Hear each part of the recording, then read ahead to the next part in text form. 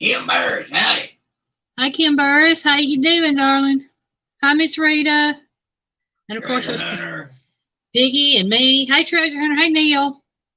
351. Yeah, there's 351. I see that. And I know Beth got to be somewhere nearby. So I'm going to say hi to Beth. TJ Homestead. Hi, Teddy and Jessica.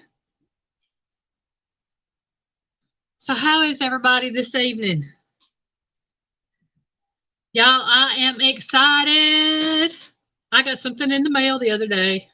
I didn't do a mail call because there it is. Yeah. That's what I got. Got my cookbook. I started to make sure I had it up right.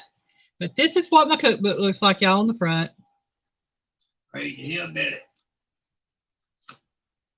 Crazy Hillbilly? Hey, Crazy Hillbilly, how you doing? That's the back of it. This is the wire binder. I mean. There are two other options on the site to order these from. One is just the regular bind, and it looks like the front and this, but it doesn't have the wire. And the other one is an ebook. So y'all, I am just so proud of that I've got it. Thank you, Neil. Thank you so much. Yeah, I am very proud of my cookbook. Thank you, Miss Rita. Yeah, I think it's beautiful. I love it. And I let Piggy open the box that it came in because he had not seen it. All he's seen is a few different things where I've done the editing. And he didn't really know anything about how I had finished out the book as far as the color of the cover, the pictures, anything. And y'all, I'm just going to show y'all. Just a few pages in here. This is the main title page. Figure out where I'm at here. There I am. Got the name on it. And I have, it does have a table of contents after the title page, if I can get to it. Piggy has a video coming out tomorrow where he goes through and tells what he likes about it. And I do have about how pretty it is.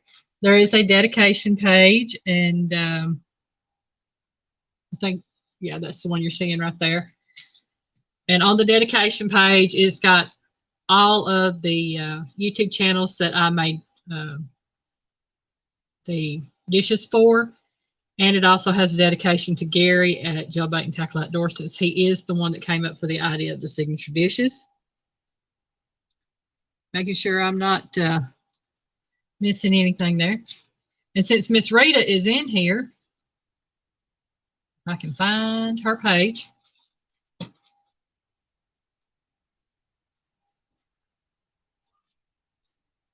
There's Emmett. Y'all, I'm just looking through this. Miss Rita, this right here is the first two pages of yours. That's this is your story page that I put in there. Cheryl Murdoch. Hi, Cheryl. Welcome in. This is your title page with the picture of your dish. And if I can get it to open up, y'all, I haven't really gone through the pages, and I've looked through it to make sure that everything looked right. Okay. And here is Miss Rita's actual recipe. And then next to hers is an extra page that can be used to write another recipe in or write notes on. Rita said it's love it. Thanks for including me.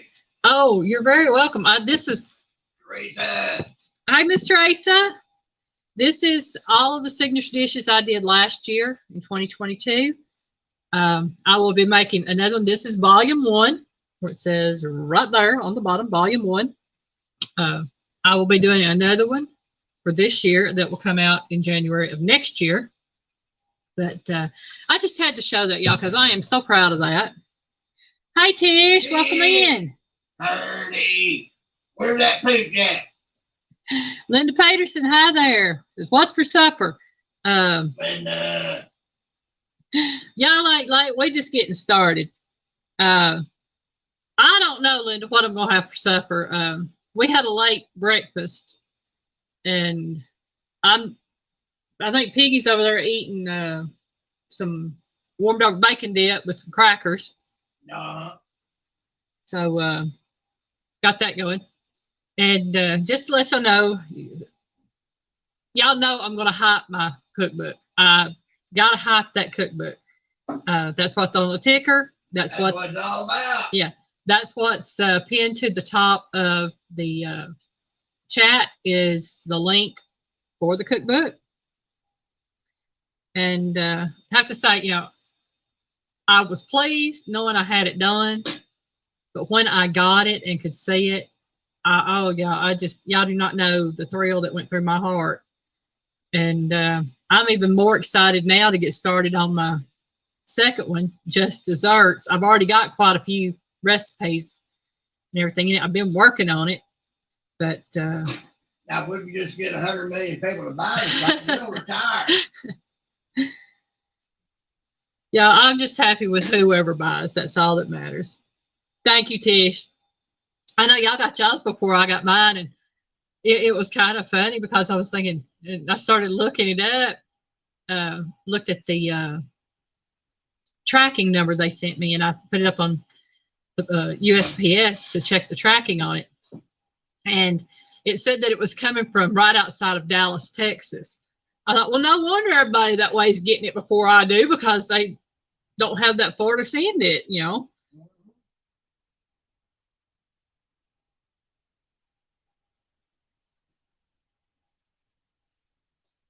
Treasure Hunter, she probably is in that live. Miss Linda gets around on those lives.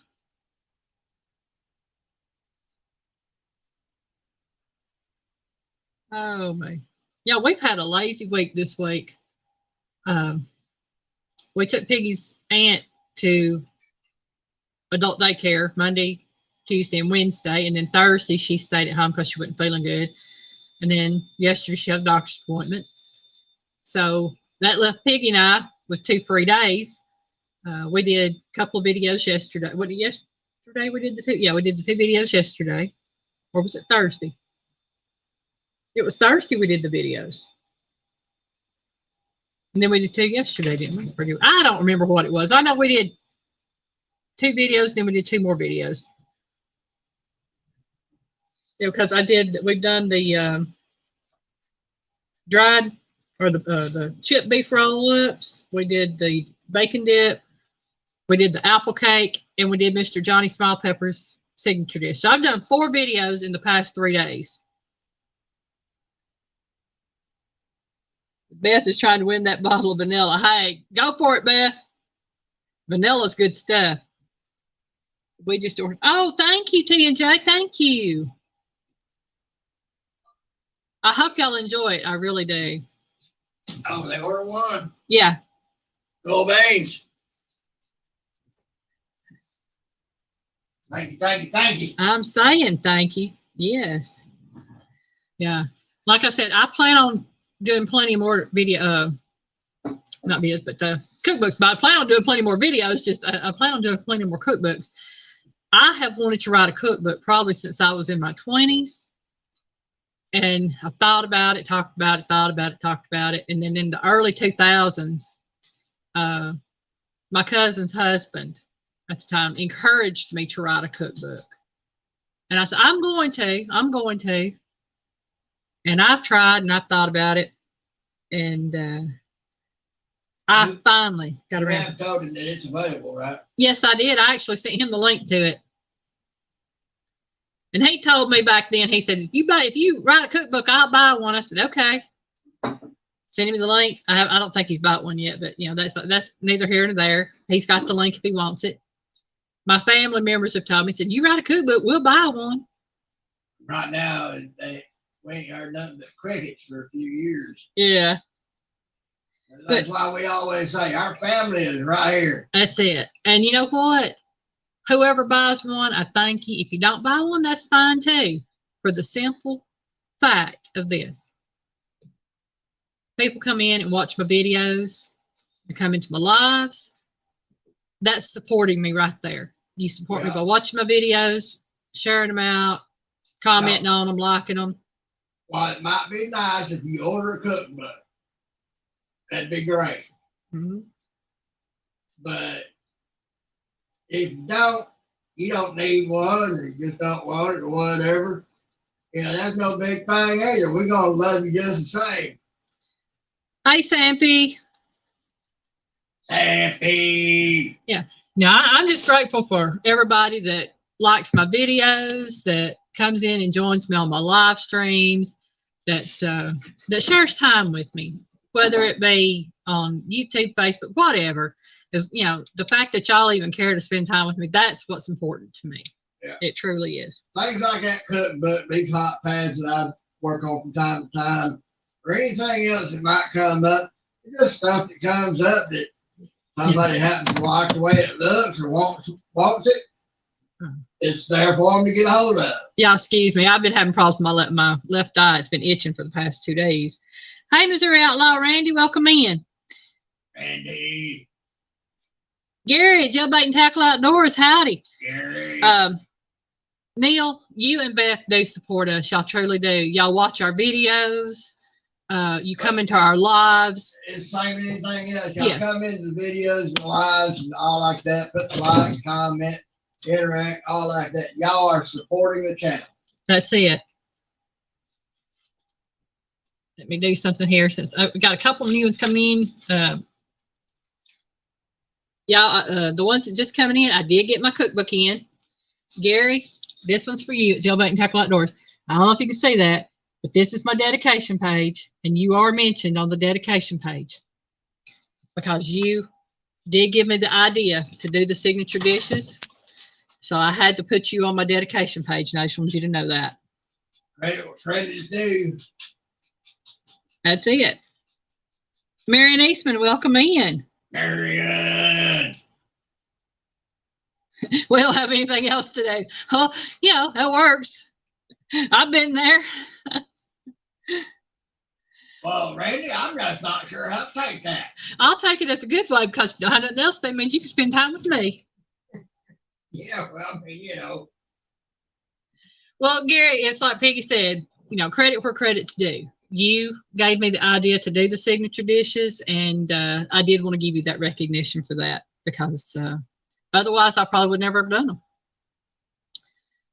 Let's see if I missed anything. And let you know that tonight's trivia, y'all, will be on Southern foods. You know I have to do Southern food trivia. I'm a Southern girl. Miss Joy Stewart, hello. Joey. Big sis. Hi, Mr. Scott. I know you may be listening. I don't know, but I'll tell you hi. I hope you're feeling good tonight. And hashtag not today, sir. That's right. Let's see. Buck Williams, hello. Welcome in. But Buck Williams, if I am, they're gonna owe me a lot of money. A lot of money. What is that? He said an itchy, there's no sense an itchy left eye means you'll be pregnant soon. Ooh, just kidding. Laugh out loud. I hope so, just kidding. Oh yeah. If that happened, us and her doctor's gonna be getting real rich. I'm saying. Oh. Now I had some ingrown, well, some eyelashes that were turning in and going every which way last night. And Piggy took the tweezers and plucked them out for me, and we put drops in them, and now I've been having itchy eyes all day, and I am so sorry, y'all. I have to scratch that eye. Make sure I'm getting caught up again. He's not good tonight. Well, I hope you get to feeling better, Mr. Scott. I know it's a rough road sometimes. Krubby the Beagle, welcome in. Krubby. Let's see. Krubby's telling everybody hi. And I'm going in. Okay. We are pretty much caught up. Oh. That's Southern food. How far south we go? We're going to go to Chile?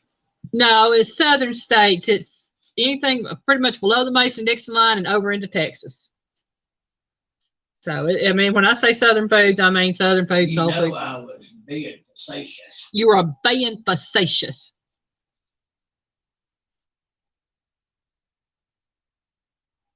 Oh, that sounds nice. Beth says, Lazy Days Ahead is organizing a YouTube meetup cruise for 2025. That sounds really nice. That might be nice, but I couldn't do it. No. I don't do cruises. I get sick on the water if I get out too far. I like boats, but I know, just get out. On a ship, you crowded up with a bunch of other folks, and you have every moment of each day, pretty much planned out, and they rush you from one thing to the next. I might not want to spend 5 minutes on this right here, and 5 minutes on that. I might want to spend a half hour on this over here, and skip that over there. Yeah, Piggy and I are these that we don't do so good on things like that. Not to mention the Marine part of me would be really antsy with all them people around me and behind me and trying to push and shove. And, the old Marine, I had to control him. John Wiggs, hello, welcome in. John!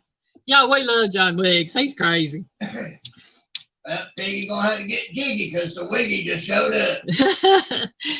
All right, y'all. It is 16 after, and I have not even asked my first question, so we're gonna get started. I have 30 questions tonight.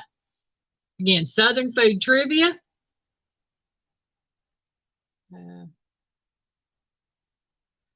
Linda Peterson, I tell you what, somebody gonna be dropping off them babies because I ain't gonna be having them. But dang, my eyes itching. It's been bothering me. Like I said, it finally stopped itching last night, and then it started itching right before I came live tonight. We've already got 9. Yeah, we got 9 babies right now. It's 8 kitty cats and a puppy dog. That's right. We don't need no more. Yeah. Well, y'all, anybody that goes on that cruise organized by Lazy Days, have a good time. That's all I can tell you.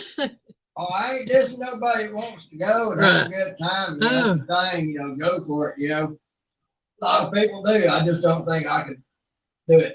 I think I got an eyelash turned into my eyes while it's itching. All right, y'all. What do gizzards, chitlins, and tripe have in common?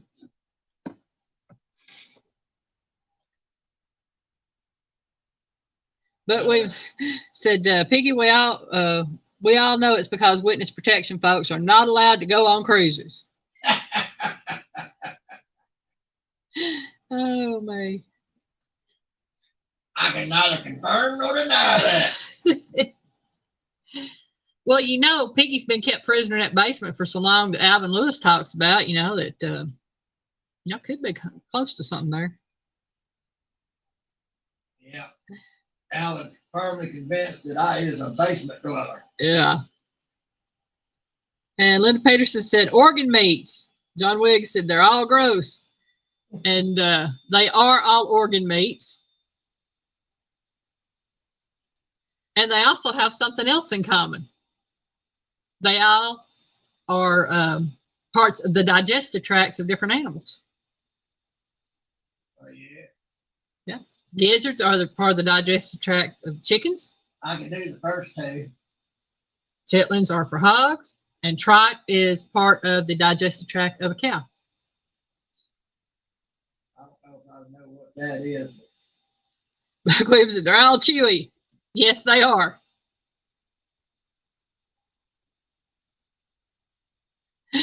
That's right, Miss Rita. All part of the guts and digestive tracts. That's it.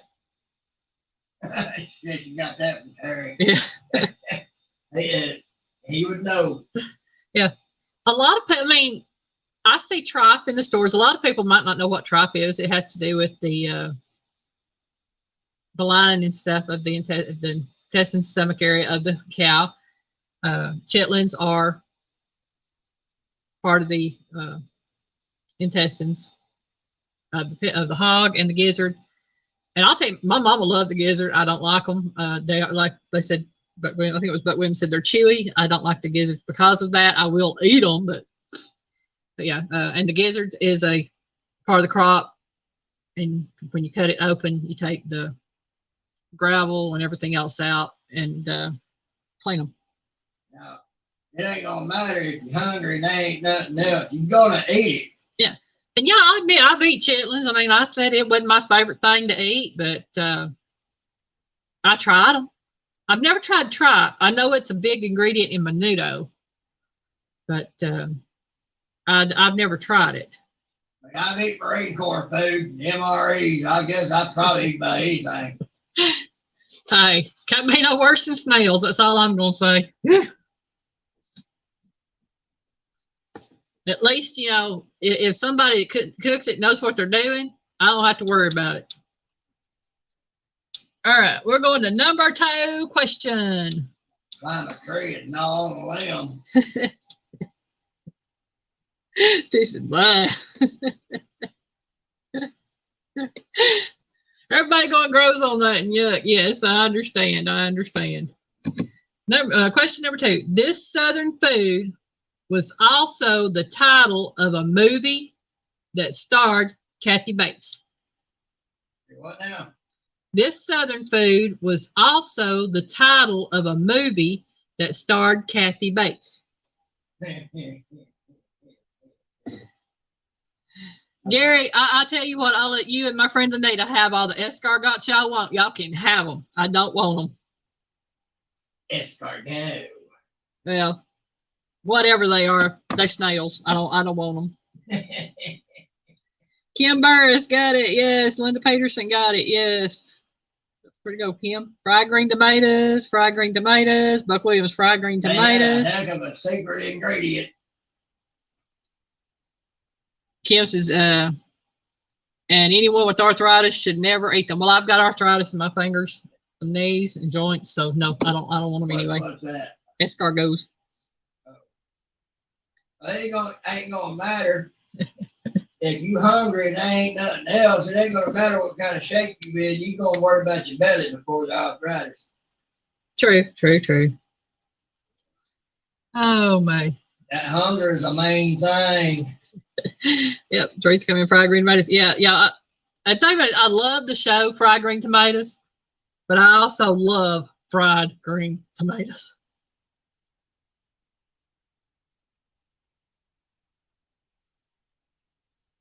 But as I'm older, I have more insurance. That was a good part of that movie. That's why I am now. Hey, we're older. Whether we got more insurance, we got a better driving record more than likely because I guarantee my insurance is cheaper than a lot of others. The way insurance is today, it pretty much ain't too much work to pay for it written on. That's it. Oh, man. Question number 3. This is the liquid from cooked greens or collard greens that is drank or made into a type of gravy.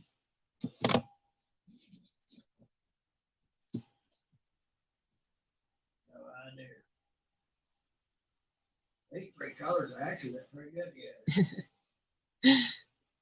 They are good, T&J. I love fried green tomatoes, but they're good. Yeah. Again, 3rd question. This is the liquid from cooked greens or collard greens that is drank or made into a type of gravy. Now, I'll drink it. It ain't soylent green, is it? No, it ain't soylent green. I actually just use cornbread and put in mine. I don't make a gravy out of it. I don't know. There's been a lot of Northerners I know that knew the answers to stuff. Gary, you've been living in Florida for a while. You should know some of the answers. TJ said mustard greens, green juice, grassman. There's actually a name for the liquid that comes off the mustard greens, turnip greens, collard greens. It is a name for it. Nope, not kale juice. It's not green juice, not mustard greens, huh? The name is kind of funny, but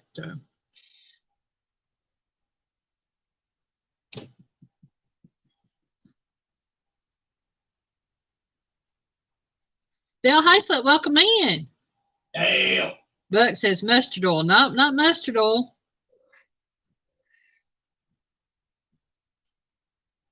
Y'all, I got my old lady in my lap here. This is my baby girl. She's been with me going on 10 years now. We've had her for 9 years. Saying hi, Dale. Nope, not green malt. With mustard oil. Tell you what, we'll go ahead. I'm getting some good answers, but it's not the answer. So I'll just go ahead and tell you, it's called pot liquor. And it's spelled P-O-T, like pot, and then liquor, L-I-K-K-E-R. Florida's full of people from the north and migrants from Cuba. Well, John, yeah. There's a lot of places full of people like that. But yeah, the answer to the liquid from the cooked greens or collard greens. She said that. Hot liquor. All right, I missed it somewhere. I'll say it. She might have just said she said it, but didn't put it up here. But, I'm not saying. I'm sorry if I missed it, Miss Rita, because I'm not saying it, hon. But yeah, that's the answer. Look way up. I went all the way up to where she said good.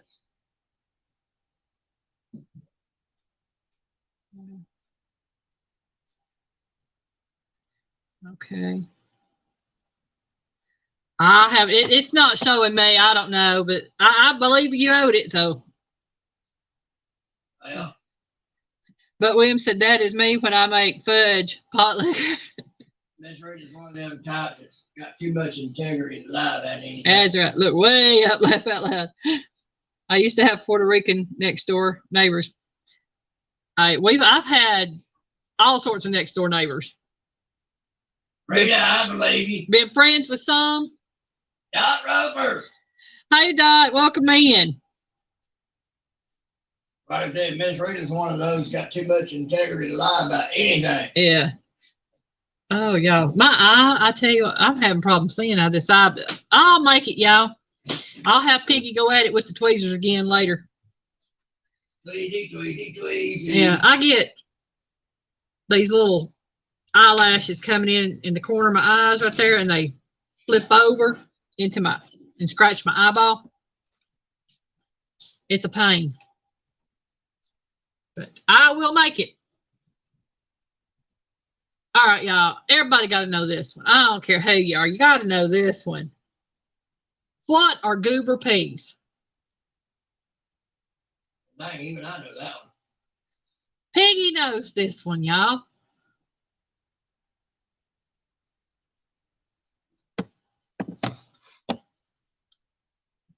You know, they used to. I know y'all know it. Used to be a song that says peas, peas, peas, peas, eating goober peas. Kim and Rita. Well, okay. That's our say. Piggy sees y'all's answers before I do. Kim says peanuts. Rita says peanuts. It is. It's peanuts. And according to a handful of them goobers. Yeah. And it could also refer to boiled peanuts, which is a Southern delicacy. Yeah, I love boiled peanuts. They're good. Oh man, those things are so good.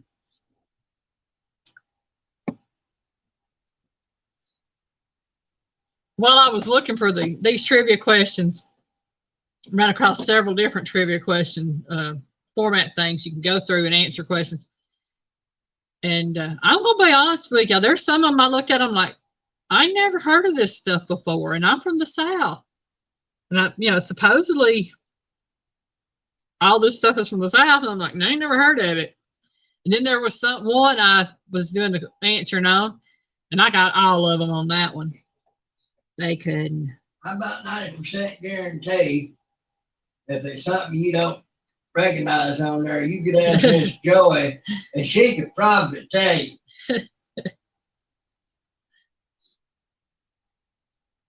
Oh, Neil, you're missing out if you've never had boiled peanuts. I know now a lot of different, yeah, a lot of different convenience stores you can buy them. They have them different flavors. They have Cajun flavor. They have just salted bull peanuts, and then they have several others. Hi, Tracy. Welcome in, hon. But all right, Miss Linda. She said she'd be right back, y'all. Who? Miss Linda. Linda. Yeah, she said be right back. Do what you gotta do, hon. Yeah. Tracy, you like that big long pad I made? That crochet thing, yeah. I was like, huh?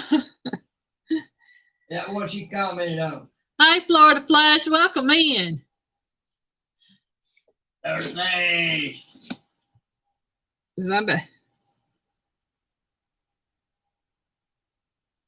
Putting peanuts in your Coke. Yes. Roasted peanuts or salted peanuts in your Coke. Oh, man, that's good stuff. And Mr. Florida Flash, Eric, I was going to let you know, I remember last year you asked me about some kind of, if I had a recipe for a crawfish breakfast casserole or casserole. I've got the recipe now. I found one. My problem is finding the crawfish, because every place around here locally that carried the crawfish no longer carry the crawfish. So I will eventually get that recipe made for you when I can find the crawfish.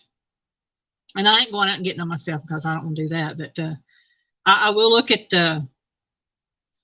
keep looking at stores and places around here to see what I can find.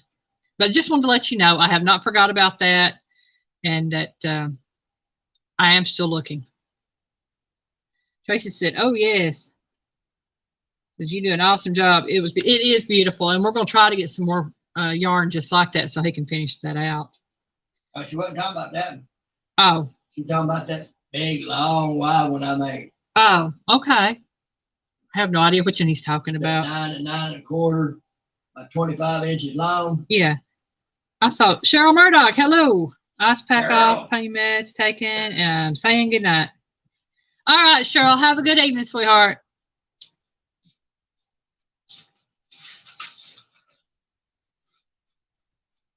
Yeah, it may be a month or two before I can find it, Eric, but I am looking for crawfish. Once I find the oh, that's the one you're talking about. That's the one I'm talking about. That's the one he's talking about. Yeah, it's a long one. I don't know which way I'm going on that thing.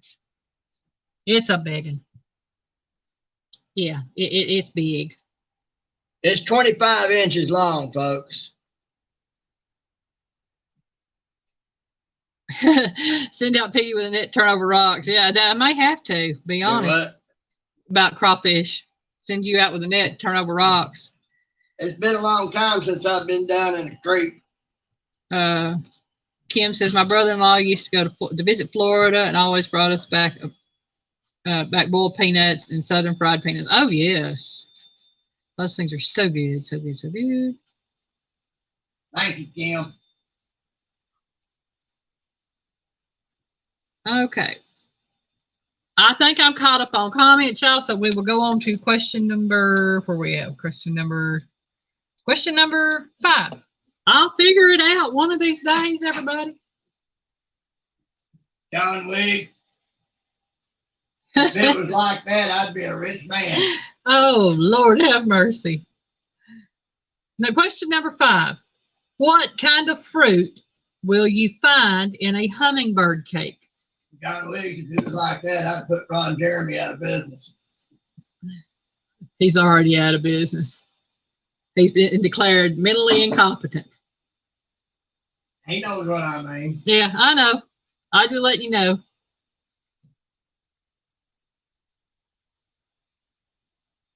And John Wick, you missed part about his 9+ inches wide tape. Oh, man. Okay, I'm seeing my answers. Kim says pineapple. That is one of them. Miss Rita said banana, and that is the other one. Pineapple and banana are in a hummingbird cake. And y'all, that sounds so good. I'm going to have to make one of those. They look good. I don't know that I've ever had a hummingbird cake. And I live in the South. I've had just about every other kind of cake. I could have had it and not known it. That's the way I do things. We might have found them then. Yeah, we might. Pineapple and banana? Pineapple, Oh, yeah. pineapple, banana. I think it's got pecans and a cream cheese frosting, if I'm not mistaken. It looks good. It sounds good when you read the ingredients too. Yeah. It really does. All right, y'all. Question number 6. It never had the cake either. Yeah, it does, Tracy. It sounds really good. And I tell you, I'm not a big cake eater, but that sounds really. Yeah, I'm sure it would, Buck. It'd take a lot of them. But, you know, we have them buzzing around the house every now and then, so I might know how to catch one. I got kitty cats.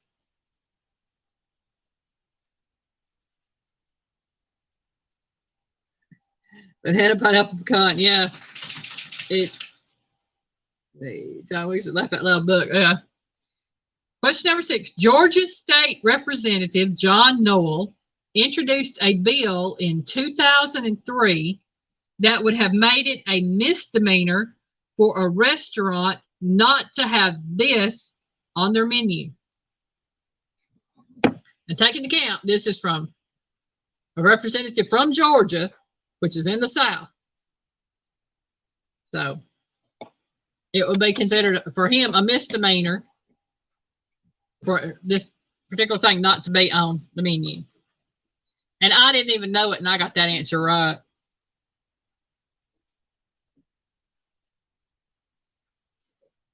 Because in 2003, I lived in Alabama. I didn't know nothing about it. Treasure said grits. No. John said peach pie. Okay. John Wade said peaches. Dot Roper said sweet tea. Buck said fried chicken. Dot Roper got it. Sweet tea. I don't know that it was ever passed, but he did introduce the bill that would make it a misdemeanor not to have sweet tea on the menu. Right. A lot of people don't drink sweet tea, but hey, in the South, that's you got to have sweet tea. Piggy will tell you if I go to a restaurant, I order one of 2 things to drink. Well, say one of 3. Sometimes I order water, but very rarely. Dr. Pepper or sweet tea? Well, half and half tea, because most places I go, the tea is too sweet for me. So I have to have half and half, but it would be sweet and non-sweet mix. And Dr. Pepper is the other thing. If I go to eat Chinese food, I definitely got to have Dr. Pepper with Chinese food. Rita said the sweeter the better. That used to be the way Piggy was. Rita's back. I'm not Rita's back. Linda's back. I was reading Rita's comment and saw Linda's pop up there. Yeah, Tracy, my mama loved her sweet tea too. Sweet tea, I don't care how much sugar they put in it, it's going to be better for you than the soda pops they sell in anyway. Yeah. Oh, here's a good one. Let's see if anybody knows this one. It says, what is the name of the cold cut made with pig's head? And I'll tell you right now, I will not eat it.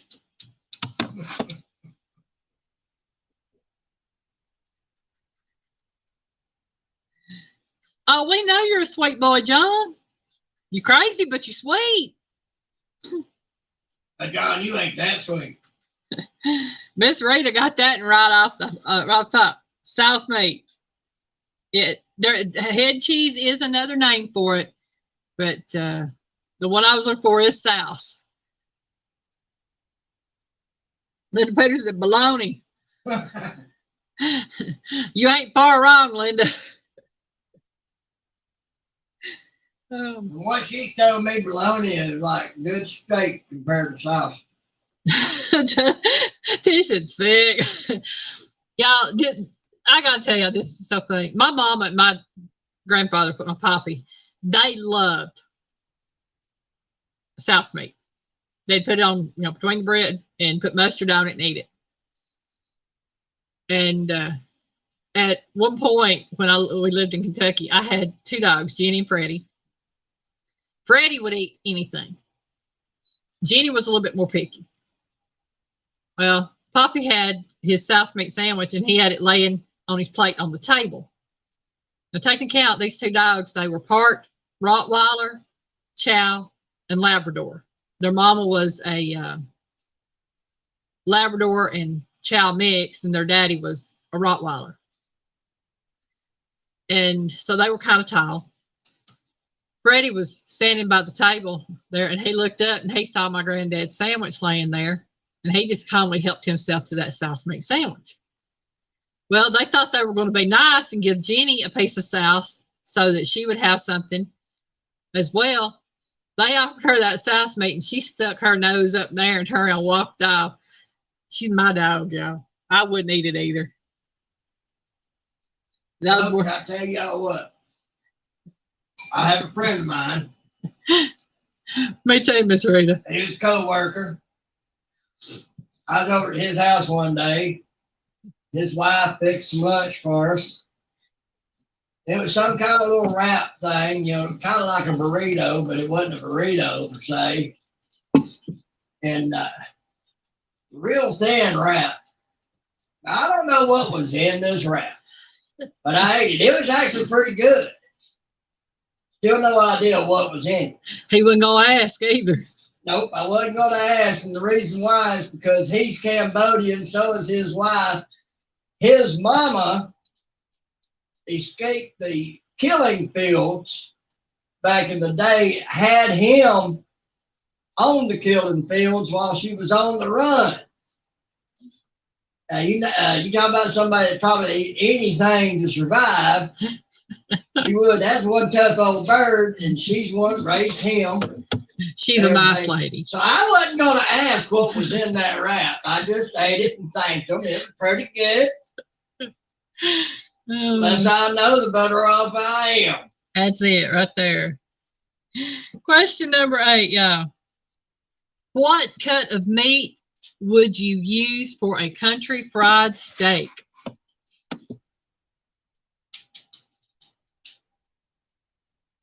But William said rat puppy dog. Yeah, I saw it. I don't know. And Buck, I don't think so. I've smelled dog cooking when I was in Tijuana, Mexico, so I don't think so.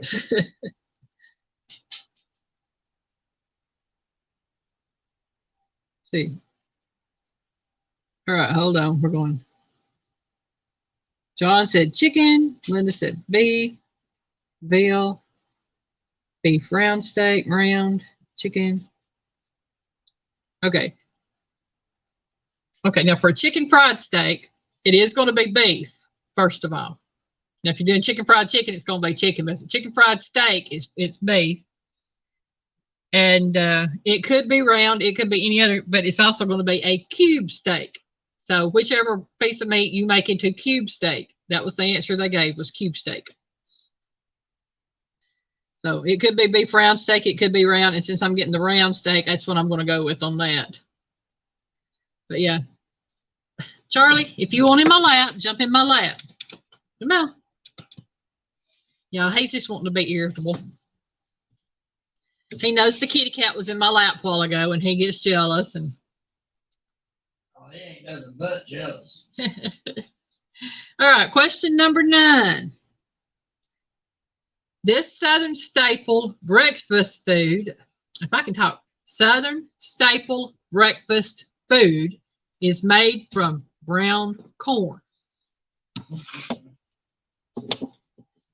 That's right, y'all have that one. This is always round if you trim it right. All right. Well, get up here. There you go.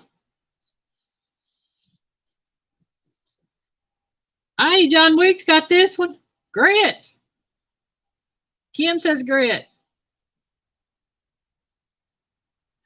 Linda said cornmeal. Basically the same stuff. She said grits, but I don't eat grits. Grits is some good stuff. I like them. I did not start eating grits until I was in my 20s. You could not pay me to eat those. No. I was in my 20s before I started eating them. Get you some grits, get you a little butter and sugar in there, boy, you good to go. Fried eggs and butter. That's me. I do the fried egg, y'all. Or red eye gravy over grits, you know. Or if you're really good, you can do chicken with grits or shrimp and grits or, you know, all that good stuff like that right there. But yeah, grits was the answer on that one. Yeah, we're almost a third of the way through. We're on number 10, and it's just now 7:45. We're doing really good. What are the 3 most common sides for a fish fry?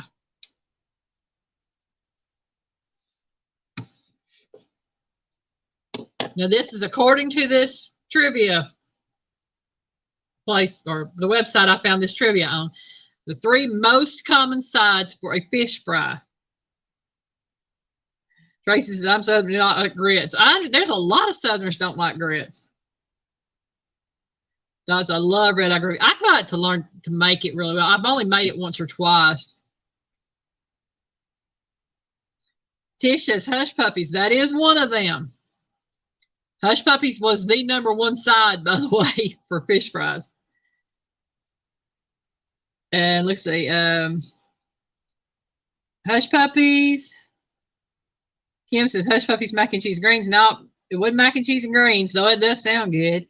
Miss Rita says, Hush Puppies, fried taters, and coleslaw. John Wigg said, Hush Puppies, or coleslaw, Hush Puppies, and fries. And y'all are right. That was the 3 most common sides for a fish fry are Hush Puppies, coleslaw, and fries. And y'all, if I'm going to eat fish, that's what I have with it. Tracy said, Hush Puppies, coleslaw, French fries. Yes. Hush Puppies. Fish and salt. Yeah, hey, you got to have the fish in the fish fry. Yes. Even extra fish. Coleslaw, taters, sauce for the fish. Yes. You got to have tartar sauce, most definitely. I love tartar sauce. I love cocktail sauce. Got to have all that good stuff on the fish. Really do. Oh, yeah, malt vinegar. Got to have, oh, yeah, got to have that. That's good stuff. Yeah, I love that stuff. And I found if you don't have the malt vinegar, you can use the rice wine vinegar. That stuff's good too on it. It's a milder flavor, but it's really good. Oh. Yeah, I gotta have a drink of water. Oh, me. I actually found some of these questions interesting. Some of the ones toward the number 30 mark back there is they're really interesting. Make sure I'm not missing any comments. Going on to question number 11. I think most everybody know this one. What is the onion that is native to Georgia?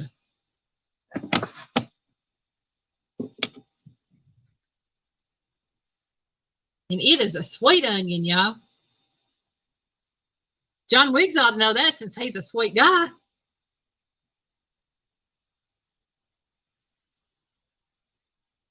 Got it. Yeah. Great and Kim, Vidalia. Yep, it is a Vidalia. Yep. I gotta go visit the wood chips. All right, Piggy, we'll see you when you get back. Linda Faders and Vidalia, yes. Yeah, I love Vidalia onions. They are so good. If I'm not mistaken,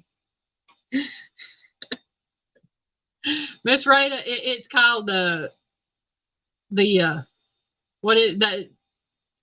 Autocorrect. Sometimes they don't autocorrect it like they oughta. But if I'm not mistaken, the Vidalia onions, the big Vidalias that they grow, are what they make the blooming onions out of at Outback and do the onion petals at Logan's, because those are really good. And those sound good. Me too, Miss Rita. I'll be typing and I'll look and I'm like, what did I write? And I have to go all the way back and take my time and redo it. Y'all would laugh y'all stuff silly if y'all could see half the stuff I type sometimes trying to get stuff done. Oh, me. I'll tell you something else I like. I like fried pickles, y'all, with horseradish sauce. Oh, that stuff is so good. I really need to make me some fried pickles with horseradish sauce. I'm making myself hungry, y'all. Autocorrect wasn't designed to do nothing but cause miscommunication, misunderstanding, and major problems. If y'all want to know what I'm doing, I'm actually writing down fried pickles on my little piece of paper over here so I can remember to do this stuff with horseradish sauce. If I don't write stuff down, I'll forget.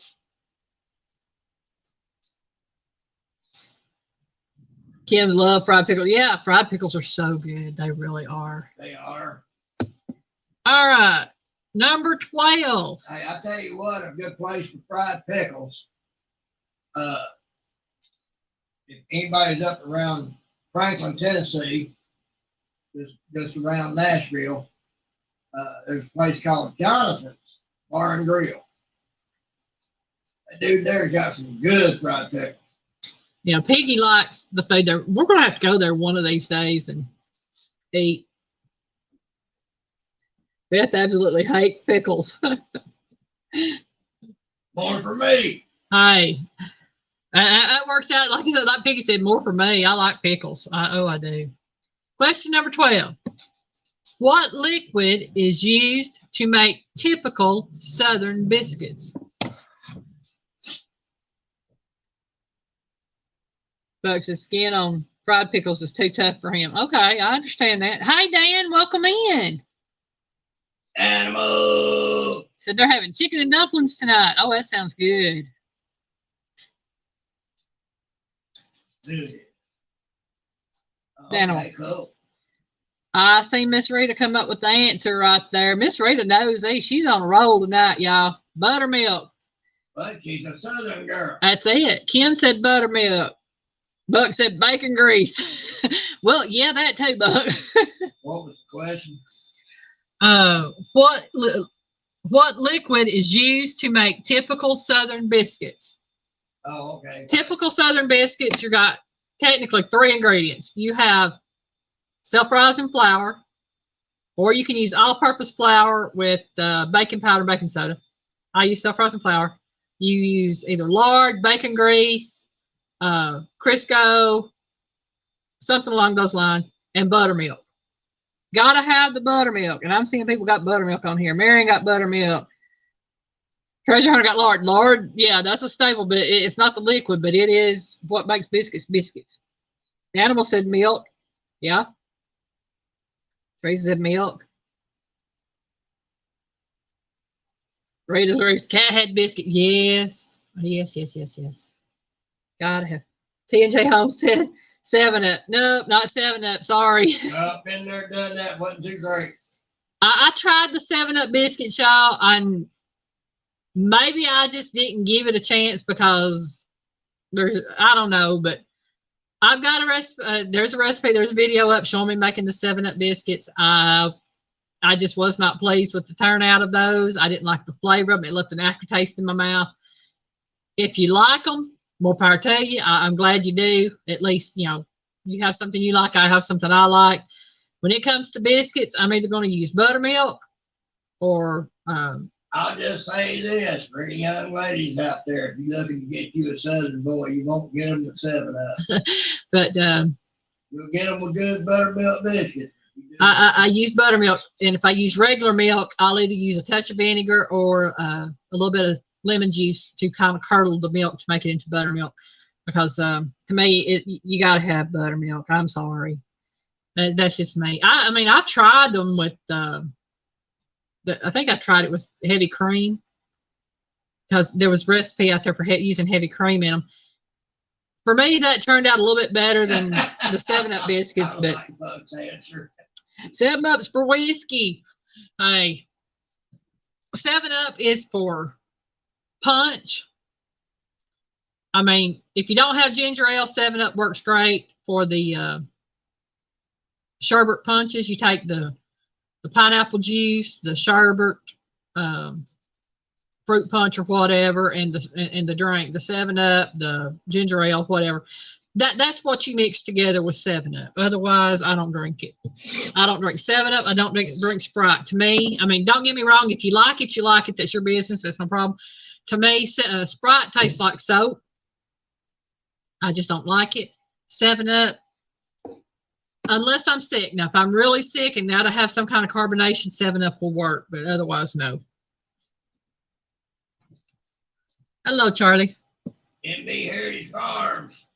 Well, hello there, MB Heritage Farms. Welcome in.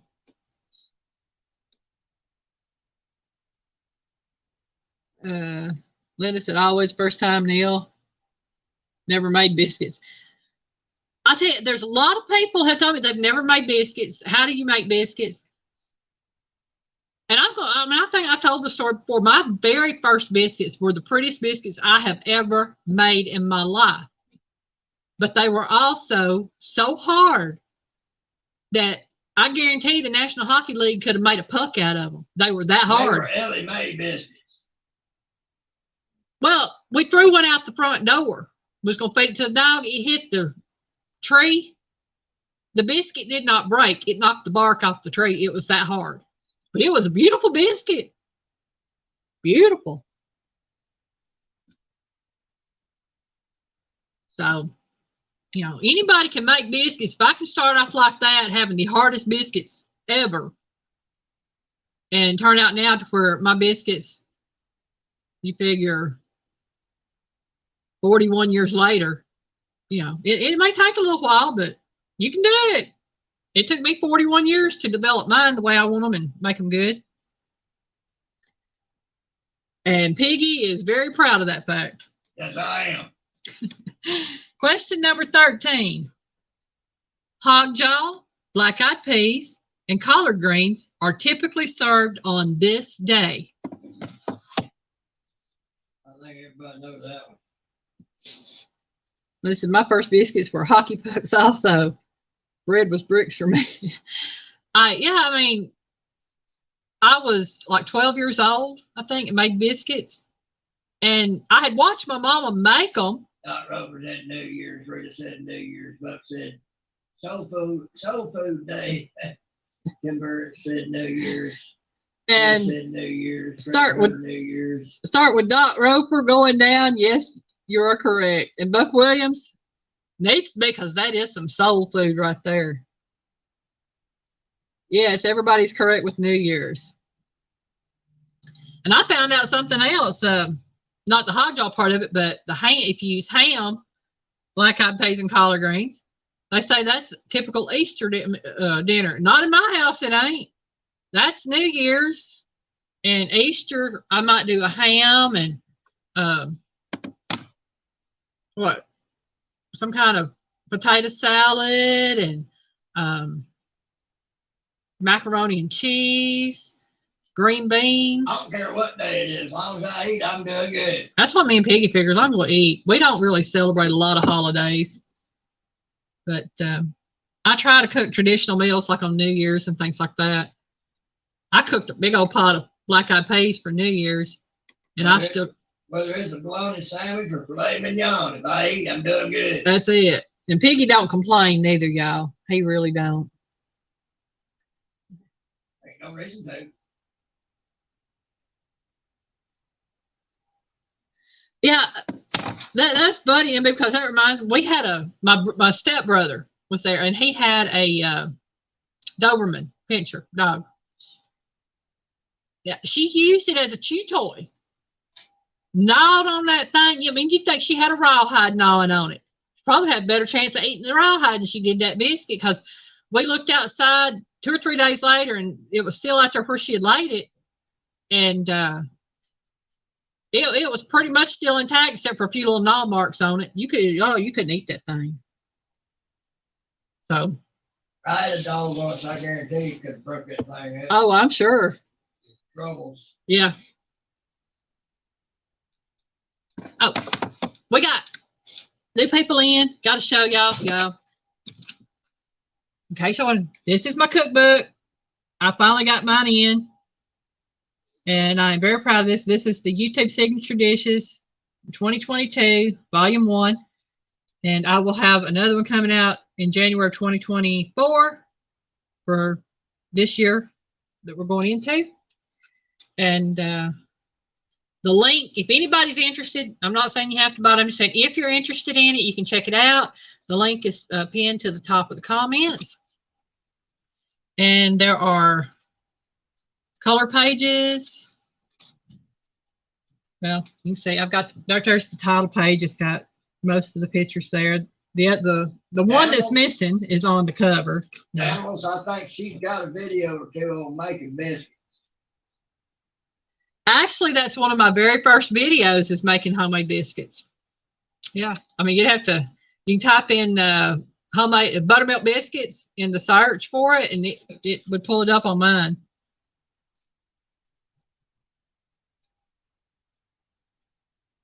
Looking through to see what all I got here, y'all. There's Mr. Scott Swift. Dan. Huh? Dan said after he gets his first paycheck, he needs to look into ordering your cookbook. Oh, thank you. Well, yeah, and the link will be in my about is in all of, well, not all of my videos, but from today forward, it will be on all of my videos for the link for the cookbook. And I do have another cookbook in the works called Just Desserts. And y'all, I'm enjoying the process of making them now. Because it will be just desserts. Yeah. And this one is all original recipes. There's only one recipe in there that I actually used another recipe as a basis for, but the other 12 recipes in there are all original by me. And so, you know, that's something I'm proud of on that is that I actually came up with those. And I'm very proud of it. Pooch is in here. It ain't popped up on my screen yet that Pooch is in here. Hi, Pooch. Go howdy, howdy, howdy, Pooch. Okay. Oh, y'all got to know this one. What is Texas Pete?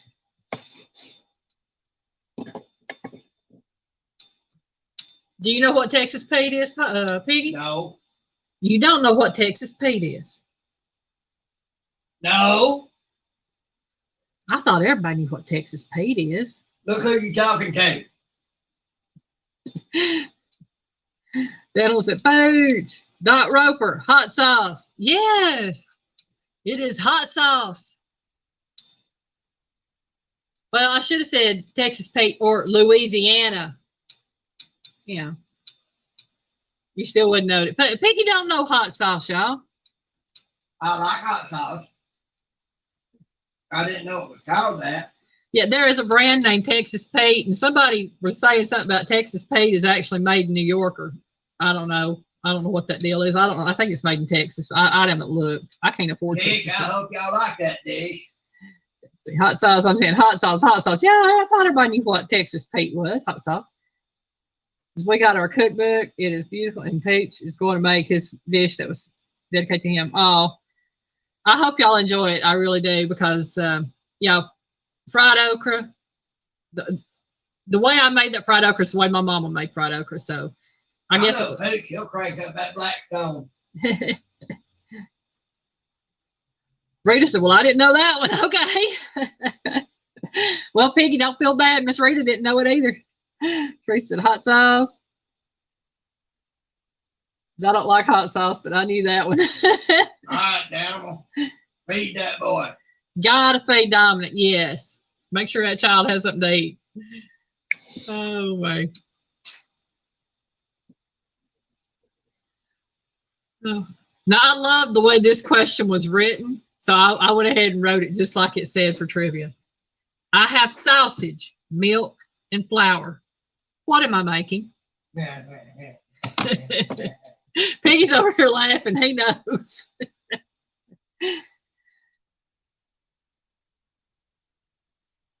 Pooch said he has his dad there sitting there with him watching football. Oh, that's sweet.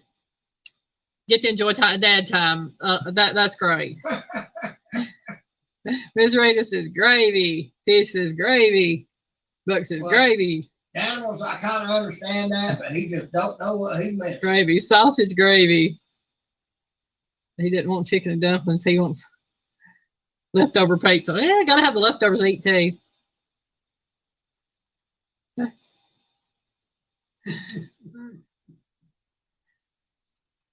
Linda Peters said biscuits and gravy for breakfast. Breakfast, lunch, supper, whatever. We eat it any time of the day. I tell you what.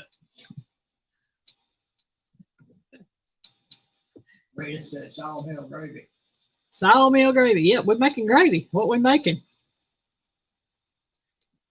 I mean, I don't have to have sausage to make gravy. I can make gravy out of milk, flour, and oil, Gravy bacon grease. Gravy. And Piggy goes crazy for gravy.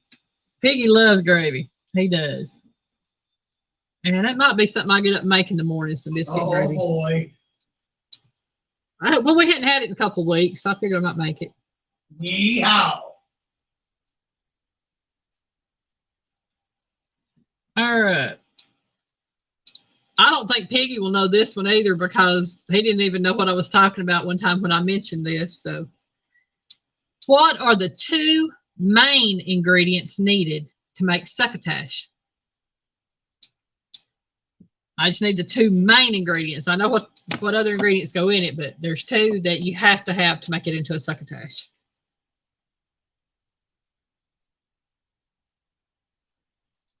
Linda said, yeah, we'll have coffee with the biscuit and gravy for sure. Sylvester. Uptown Chrissy Brown, welcome in. Bug says milk, flour, and corned beef. Hey, Chip, I've got the dried beef, the chip beef. I could make chip beef. Yeah. Okay, making sure I'm not missing anybody else. I see Miss Rita got it. Corn and lima beans. Those are the 2 main ingredients in succotash.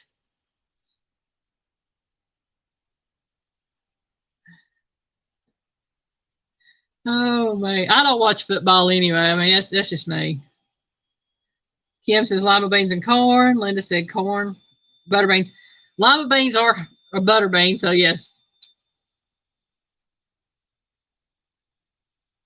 Chrissy telling everybody hi. Oh, man. Sorry, y'all. I'm belching a little bit. Don't know why, but I am. Probably because I ate some peanut butter a while ago.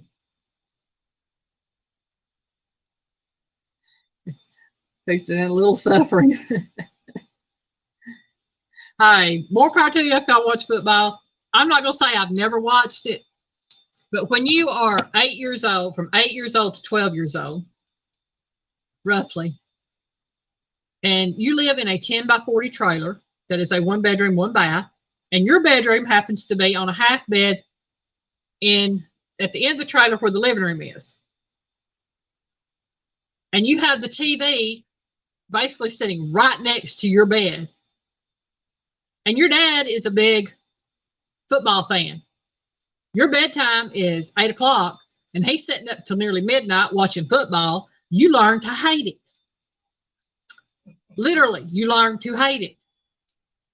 Because you get in trouble if you don't go to sleep, but you can't go to sleep because he's got it turned up to where he can hear it and it's right next to your head. I don't like football, y'all. I got reasons. I got issues. Oh, man. I'm not sure why I don't like it much, but in school, being the section leader of the drums, I had to watch a lot of football. He had to go to a lot of football games. Yeah. Oh, man. Oh, this is a good one. This Southern candy is made with sugar, cornstarch, and egg whites. What is it?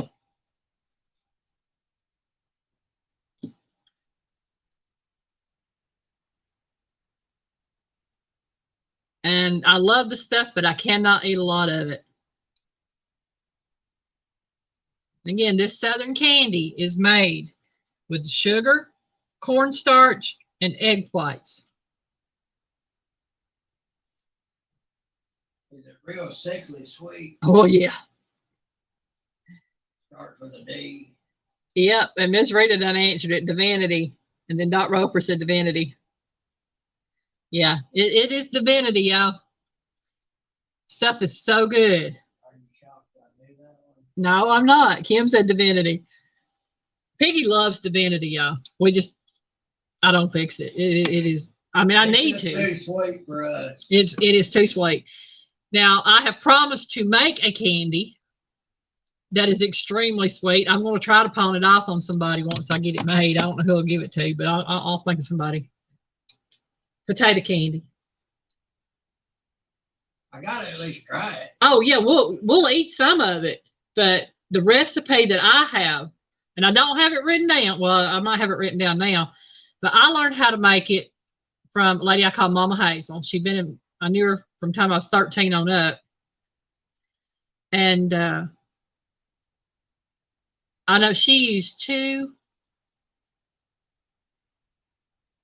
potatoes, peanut butter, and powdered sugar.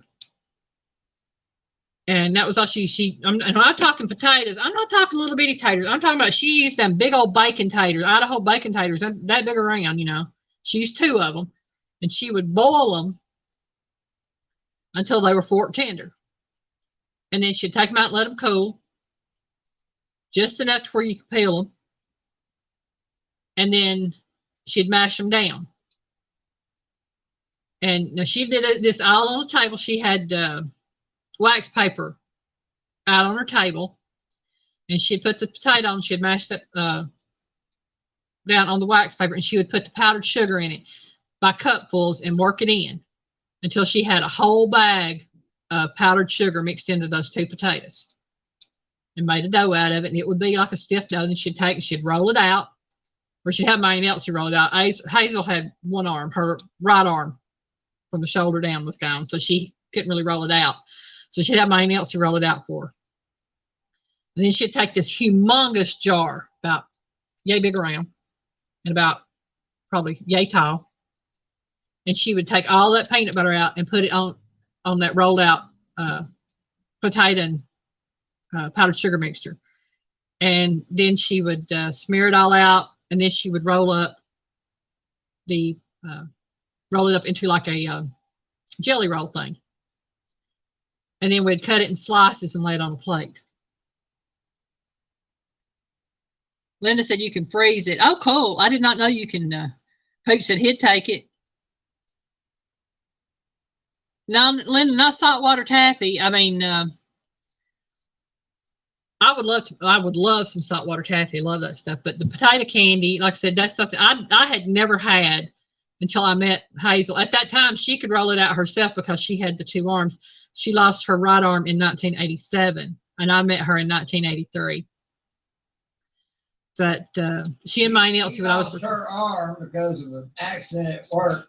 She worked in a carpet mill, and the tucking machine she worked on, she got her arm caught up in that, and it took her arm off. She had a sweater on, and it caught the sleeve of her sweater and pulled her arm and her up through the machine and ripped her arm off at the shoulder.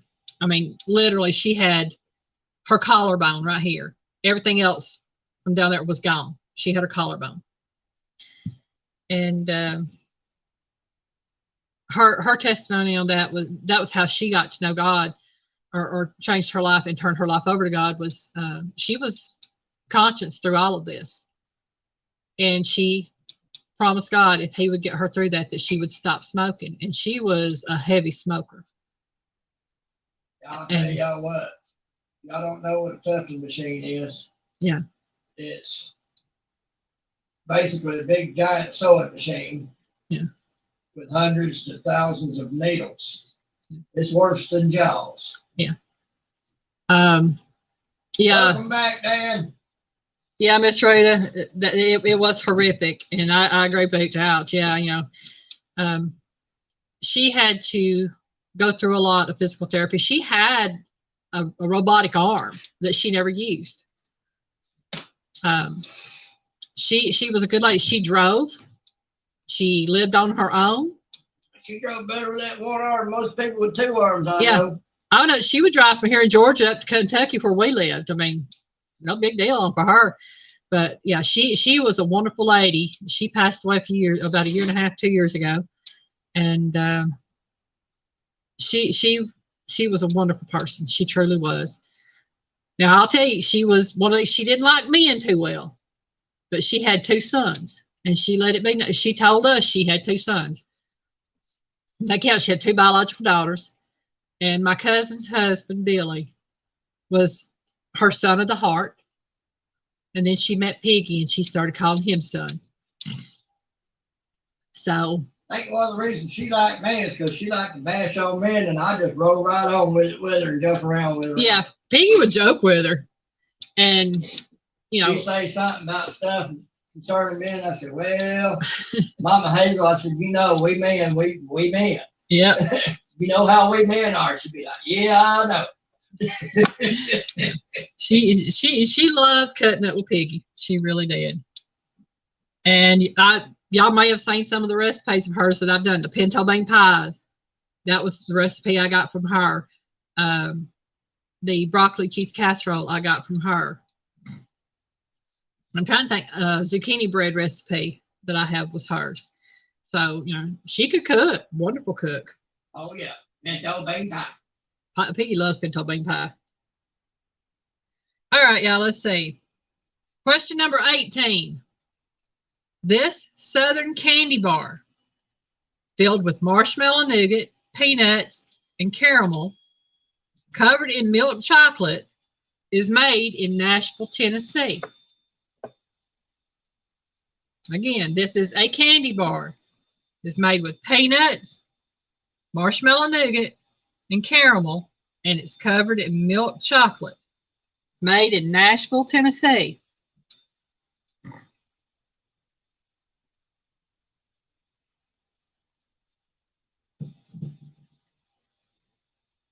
Coach says, I knew a man with one arm who was a truck driver that could drive shift gears, talk on the CB, drink coffee, and smoke cigarettes all at once while driving. Yeah, people can do anything they put their minds to.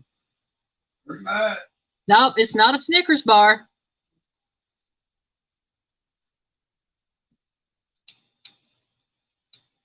Though it does have, the nougat in it is not a marshmallow nougat. I'm not sure what it is, but I don't think it's marshmallow nougat. And they say candy bar. This is actually not a bar. It's round. It is a round candy bar. Nope, not Three Musketeers, Miss Rita. So y'all calling off some of my favorites right there. I love Snickers and Three Musketeers. I just don't hardly ever eat them anymore.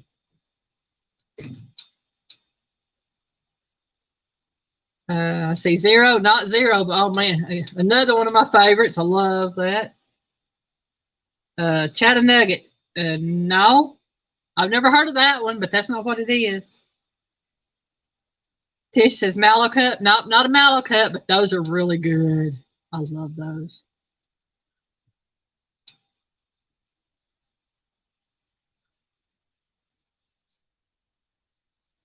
I've ate it 3-piece chicken on the bone while driving a loaded truck. Yep.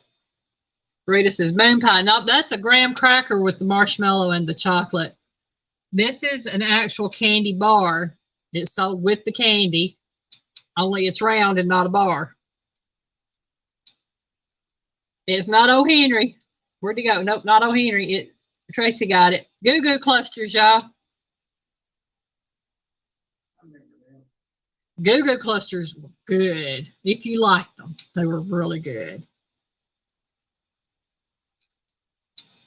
I love moon pies too, Paige, and they're made just right up the road from where we live. Oh, Henry bars are good bars. I've tried one.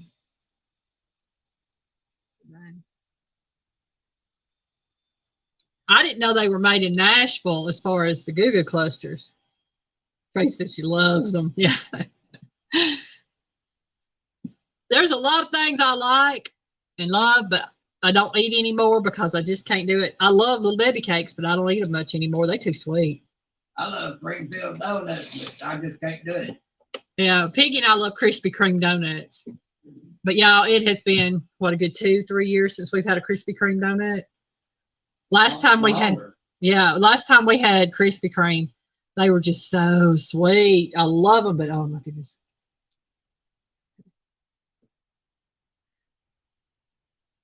Teresa said Samoa. No, Samoas are good. I like them. I don't eat them. But the answer to the candy bar was Goo Goo Cluster. But yeah, Samoas I think are Girl Scout cookies. I think. Oh man, those are good. That's the only Girl Scout cookie I like, y'all. I don't even like the trefoils that well. It's going to say peanut patty. Oh, man. I don't think I've heard of the peanut patty. All right. Since we're doing so good, let's go on to number 19. What does the RC in RC Cola stand for?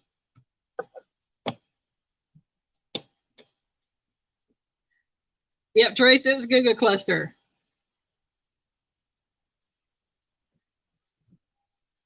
So what does the RC in RC Cola stand for?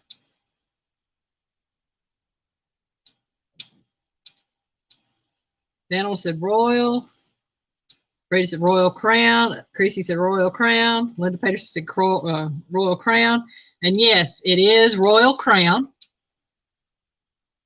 And you know, if you mixed RC Cola with Crown Royal, you'd have an RCCR. Or you could be a CRRC. I don't know. But, you know, you could have a Royal Crown Crown Royal, or you could have a Crown Royal Royal Crown. Who knows? That was it. Forgot to add the crown. I knew where you were going when you got Royal out there. Dan, that's fine. The RC. Yeah. But yeah, I love RC Cola. I don't drink them much anymore, but I love them. That was my favorite growing up. That and double cola. Oh, Paige, I do too. Give me a banana or vanilla moon pie.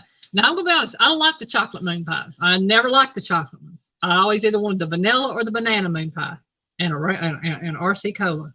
Oh, man, that's good stuff. Neil said he used to have one of Oklahoma's largest soda bottle collections. Oh, wow. That'd be a lot of soda bottles because there's a lot of different brands of soda out there. A lot of them I had never heard of.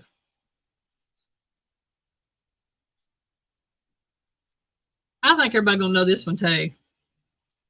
What is made from country ham drippings and leftover coffee?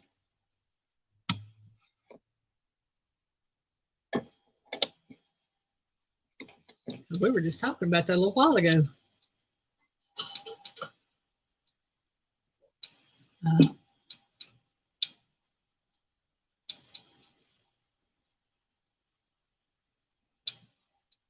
I tell y'all, when y'all answer, this thing goes pop. Now I have to scroll back up and find where everybody went to. Buck says, red eye gravy. Yes, red eye gravy with Miss Rita. Chrissy says red eye gravy. Dot's red eye gravy. Dan says sweet treasure hunter. And Tracy says red eye gravy. Linda Peterson, chocolate gravy. Oh man, Linda. No, that's not made with coffee and ham drippings, but it is made with cocoa powder. And I know how to make it. I just don't make it anymore because Piggy can't have it. And Tracy again said red eye gravy. Yes. Piggy said, Paige, I'm calling you Piggy. That's sad. Paige said he has a good collection of beer bottles and cans. And Rita said, I do not like red eye gravy. Neil said he had his Coke bottles in plastic totes, enough to fill up the back of a 8-foot pickup. Truck bed, 2 stacks high. Ooh, that's a lot of them. Yeah.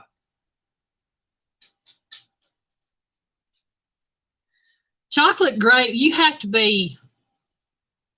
really like it because as much as I love chocolate, I wasn't that fond of chocolate gravy. Yeah, and now taking account Piggy, you offer at the time before we knew who was allergic to chocolate.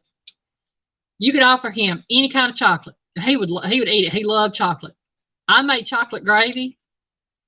He didn't like it. For him, it just didn't work. And growing up, I loved chocolate gravy. My aunt would make chocolate gravy for all of us. For, you know, when I was even in my early 20s and stuff, she would make it. Paige says he'll answer to Piggy too. Tracy said I make chocolate gravy once a month for her bunch. Oh yeah. Linda Peters said, "Try Chrissy Brown. Try it because I did. Kids love chocolate gravy. Hubby does not want it. Yeah, I mean it's good, but it's sweet, and I'm more of a savory gravy than I am a sweet gravy. If I want my gravy sweet, I'm gonna sprinkle some sugar on my gravy, over my gravy and biscuits, and I have done that. And Piggy has seen me do that. And usually, if I put sugar on my gravy, it'll be when I make bologna gravy. I'll make fried bologna gravy, and I'll make my biscuit and gravy in my plate or my bowl, and then I'll sprinkle a little sugar on top of that. And that's really the only time I ever add sugar to it. Miss Nets, welcome in. That's me. Yes, welcome in.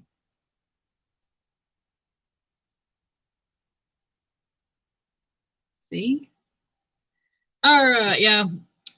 We're going to go on to question number 21. Man, I didn't realize we were already there that long. Question number 21. Oh, we might get some that know this one. This drink, now this is a drink, which contains bourbon. It is very popular at the Kentucky Derby, and it was invented or created by a Baptist minister.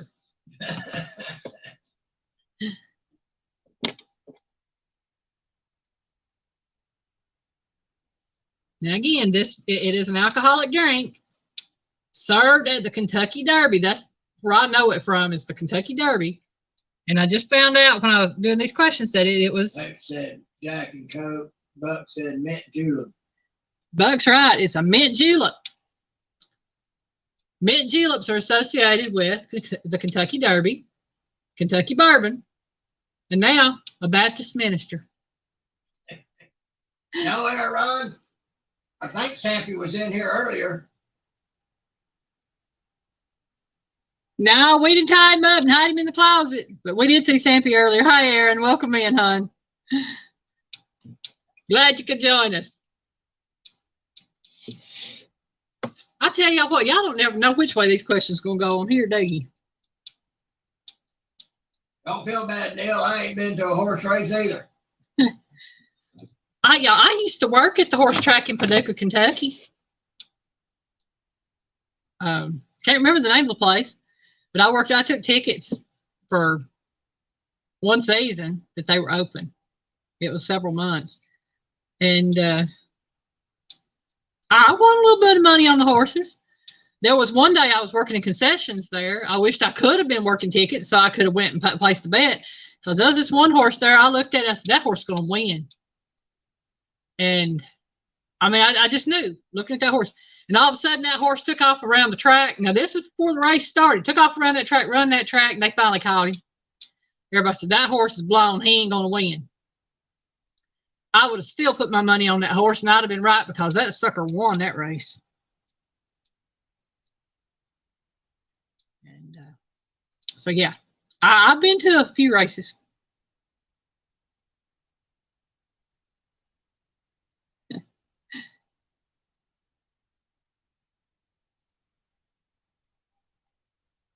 Pete said he'd been to plenty of buckouts with horses. I tell you what, that horse, everybody was saying, well, you know, I wished I hadn't bought that ticket. I wished I hadn't bought that ticket, because that horse done won.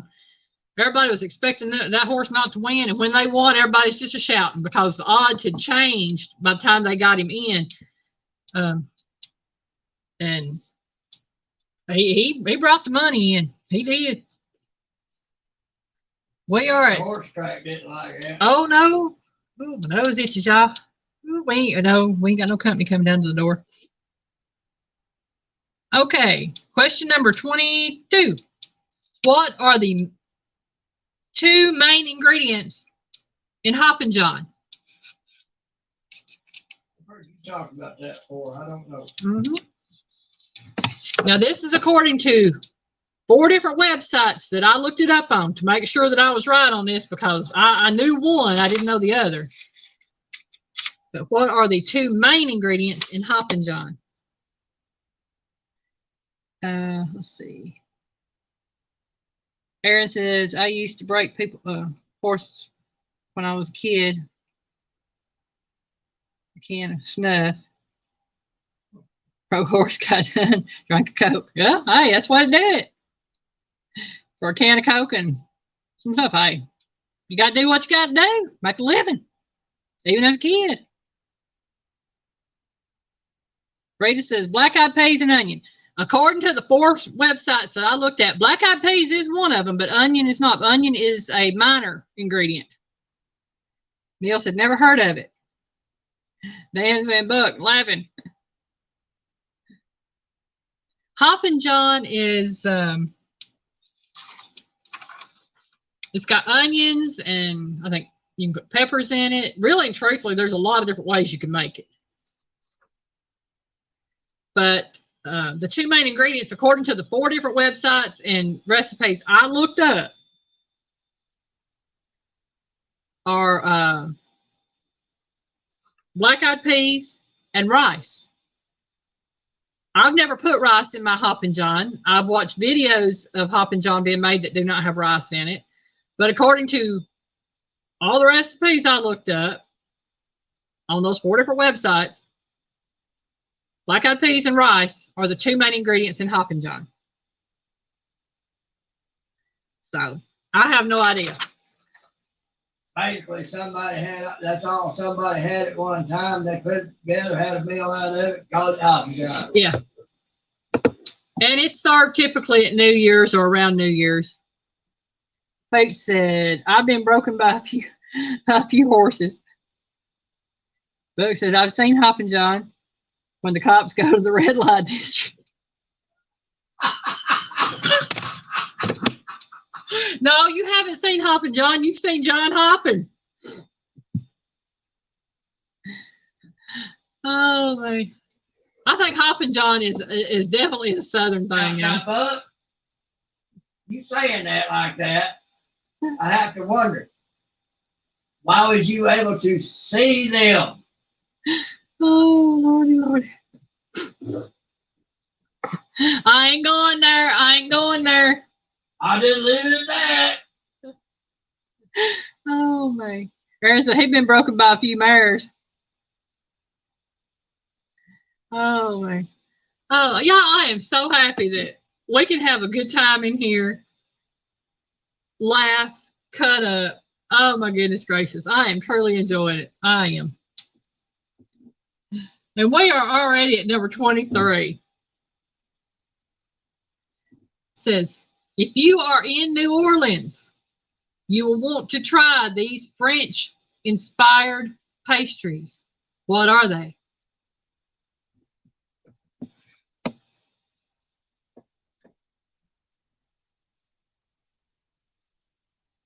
But Whimsy, cop right along, Piggy. It's all right, Buck. I know how it is. Everybody falls on hard times every once in a while. Oh, man. Dan said crepes. Nope, not crepes. Hi, James. Welcome in.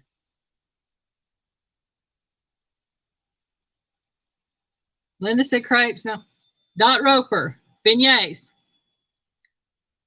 They are the little rectangular looking fluffy donut things covered in powdered sugar.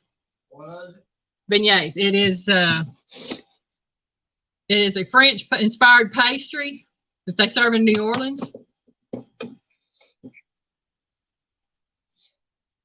Treasure Hunter said funnel cakes. I love funnel cakes.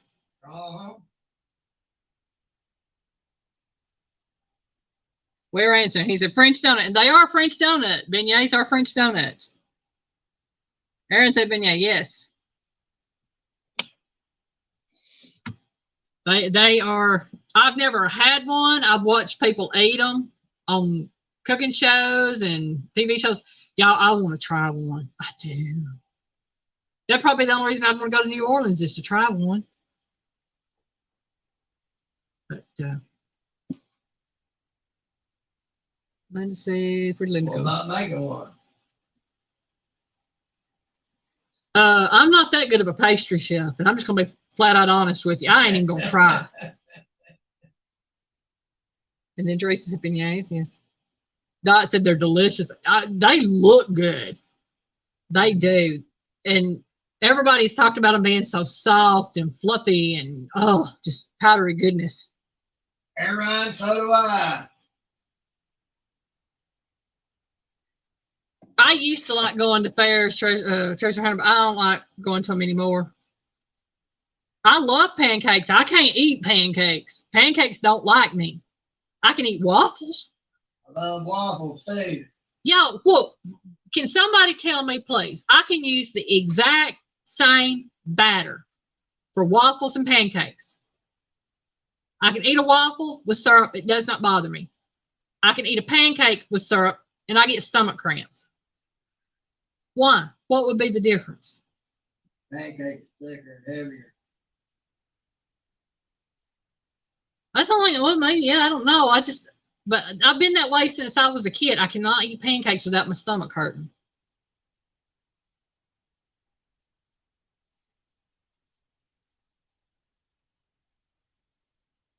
But like I said, fairs, those are sugar waffles, yummy, yes.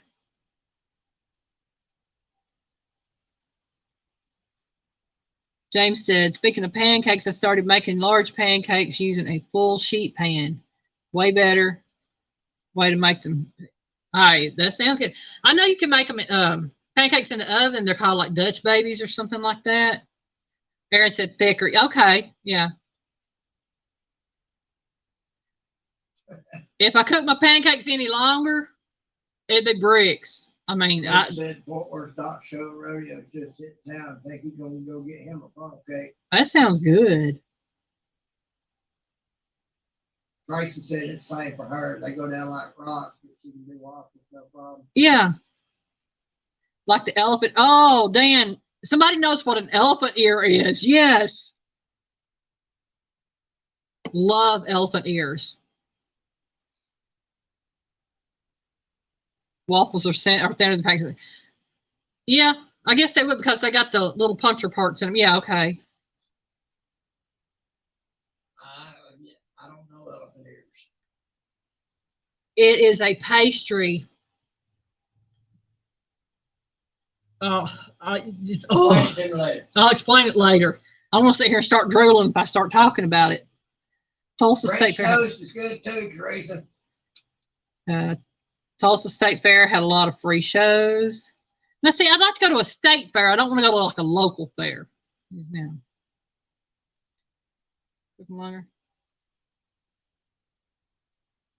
James make the Uncle Buck style, yeah. James said fried pastry, it tastes like a slice of heaven. I assume he's talking about the elephant ears. Yeah. Tish, I don't think it's the syrup because I can use the exact same syrup on both. And it doesn't bother me on the waffles, but it would bother me with the pancakes. It's the pancakes themselves. I mean, it's always been that way for me, yeah. I like a winged beef on a stick. I cooked them in the shirtless turning. She said, I'm hungry. Okay. Teresa loves French toast. Yeah. Oh, I love French toast too. Yes, that's what happens when you talk about food on the food channel.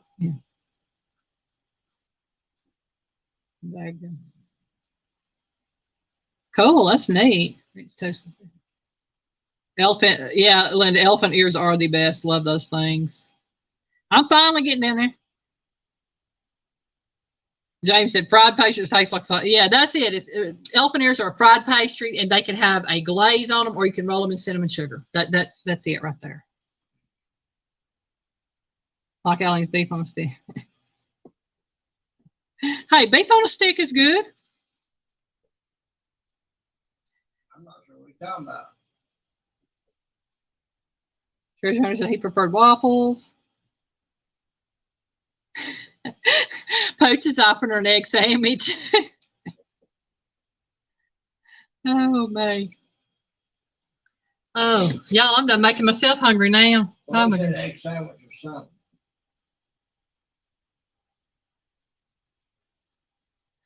True Treasure Hunter, the French toast have to be made correctly.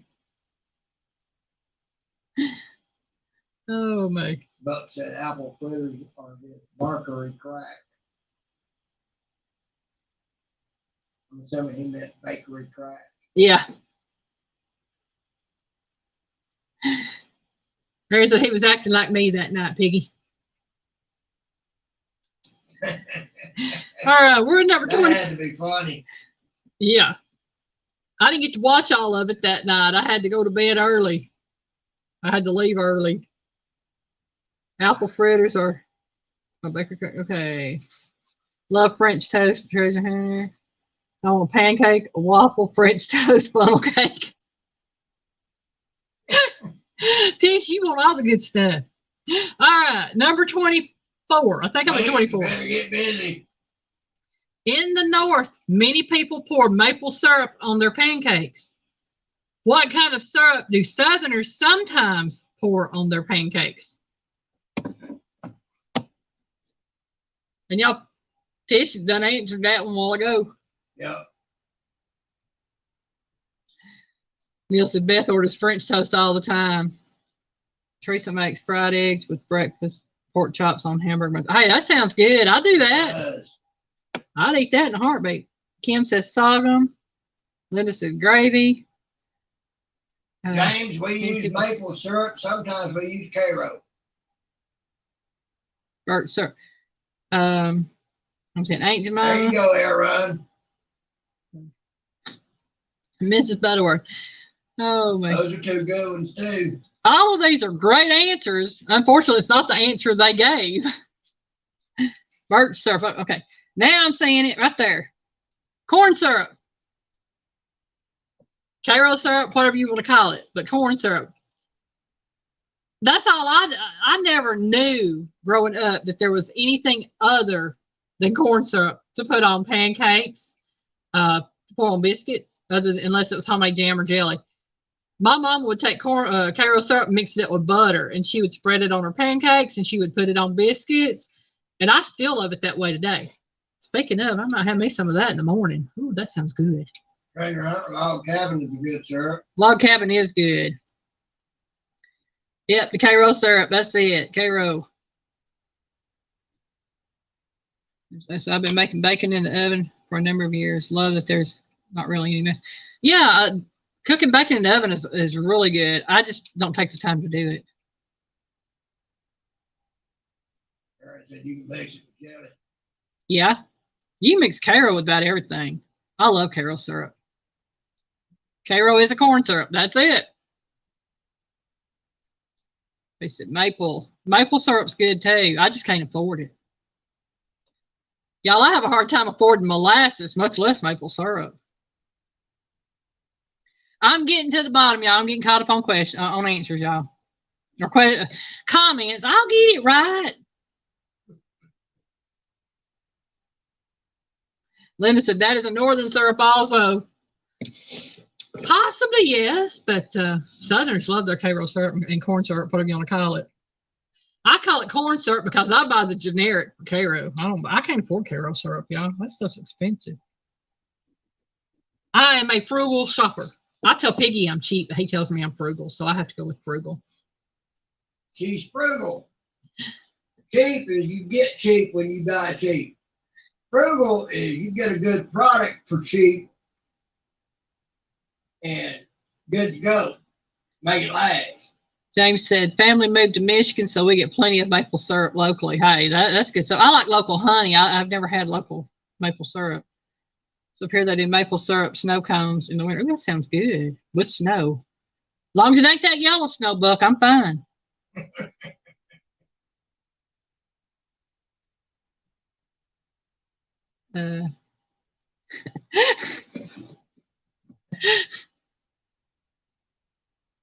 I'm sorry, y'all. This Coach's comment and then Danimal's comment, that was funny. If you know, you know. It's simply because they've been having problems seeing each other. Oh, man. Just make my own maple syrup from my own trees here. Hey, that's the way to do it if you got them. Coach says he still can't see Dan, but he told him hi.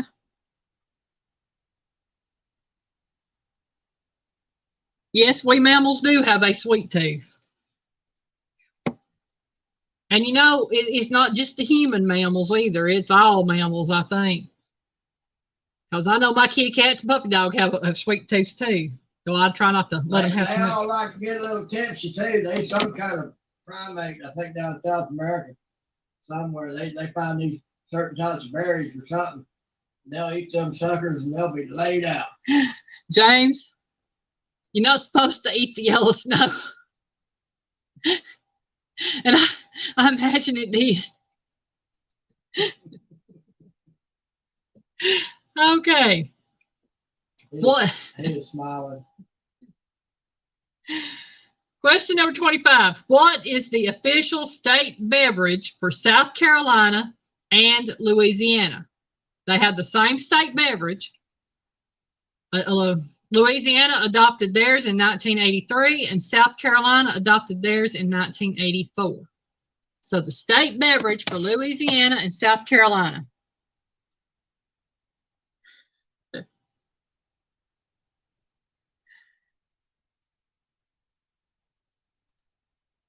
Eat mulberries? Yeah. I agree. I was a where Dan go? Where'd Dan go?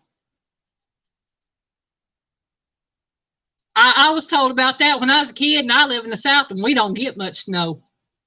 Nope, it's not iced tea, Chrissy. So that's a great answer. Full blown country said squirt. Nope, not sweet tea, not swamp water, not squirt. That one said chocolate milk. Close, Daniel. It's not chocolate. Said Mountain Dew. Nope. Danimal got it. It's not chocolate milk. It's milk. Yeah. I said it was bourbon. I was wrong. But hey, I'm not right at everything. I saw that milk on there and I looked at it and I go, what? For Louisiana? But yeah, I can see it. Dan said strawberry milk. All right, Aaron, you have a good evening with them. We'll see you later. Not Aaron. Nope, not strawberry milk either, Dan. It's just that regular milk stuff. That milk that Chrissy, where'd Chrissy go? There Chrissy went. I didn't know they were either, but they adopted milk as their state beverage in 1983, and South Carolina adopted it as their state beverage in 1984.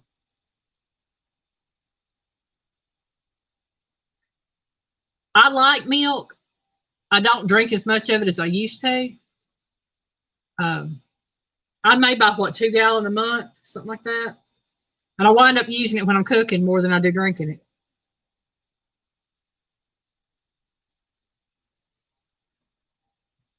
Probably, James. They could be pulling our legs. Oh, Lordy.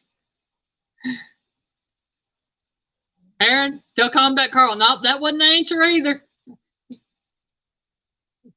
He's on the phone with him. Okay. Oh, man. That's funny. I could see somebody saying that. Yeah. Tell him we said hi, Aaron. Reddy said her little milk cow gives a gallon per day. Oh, freshman. Gallon? Gallons. Oh, gallons per day. Oh, that would be nice. My Aunt Ruthie always wanted a milk cow. She never got one. But she wanted one. I told Piggy I wouldn't mind having a milk cow, but I can't milk and I ain't got strength in my hands to milk it. I said, you get me a little bit of one of them little milking machines for 1 cow, I'll do it. I'll take me a milk cow. I could probably drink that. Okay, we've got 5 questions. We're on question number 26. Kentucky produces all types of North American whiskey except for these 2. What are they?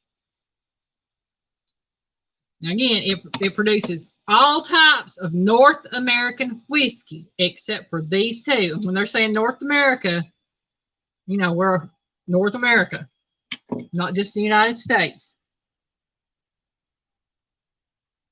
Oh, Miss Rita, I know.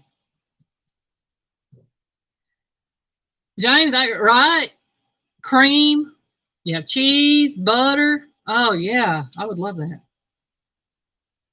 Buck Williams says Scotch is one. No, not Scotch. Well, they might make Scotch, but that's not the answer of what they don't make. Rita said, I don't know the answers about booze. The animal said cognac. Nope, it's not cognac and it's not Scotch. There are actually two brands or two types of whiskey that they don't make. And I thought, okay, I've actually heard of these two types, so I know that it's real. Kim says Jack Daniels. Linda says Scotch cognac. Well, that's not a North American drink, Linda. That's something else. I'm giving it to where'd it go? Where'd it go? Where'd it go? Where'd it go? I saw one. Kim says Jack Daniels. That is a Tennessee whiskey, and that is the answer. One part of the answer is Tennessee whiskey, and then I think I saw Buck do the other. I did see Buck do the other one. Canadian whiskey. You have Tennessee whiskey, and you have Canadian whiskey, and then you have everything else. And I know there are lots of whiskeys made here in the United States and in Canada, but unless it is considered a Tennessee sipping whiskey or Tennessee whiskey or a Canadian whiskey, that Kentucky does not make those two. And I said I didn't know the answer to that until I read it, because I was like, what do I know about whiskey other than that it's spelled two different ways depending on if you're an Irish or Scottish. One does it with an E and the other does it without the E. Dan said he said bourbon as well. Well, they do make bourbon in Kentucky. It's there are two or three different brands of bourbon that are made in Kentucky. So I didn't say I didn't take bourbon because of that. The actual names of the whiskeys are Tennessee whiskey, because Jack Daniels is labeled as a Tennessee whiskey. And I know that there are Canadian whiskeys that are labeled as Canadian whiskeys. That's why. I knew Jack one of them. Yeah. I don't like whiskey either, so I don't, yeah. Woo! Animals, you enjoy them dumplings. Yes, please. Pooch, no, Piggy can't do that stuff. What? Jim Beam. Oh, no. You can crack a lid on that 100 yards away and I'll know it and get sick. Oh, yeah. I got to do that, Miss Rita. I've got to order me some vanilla beans and get me a big old gallon of vodka.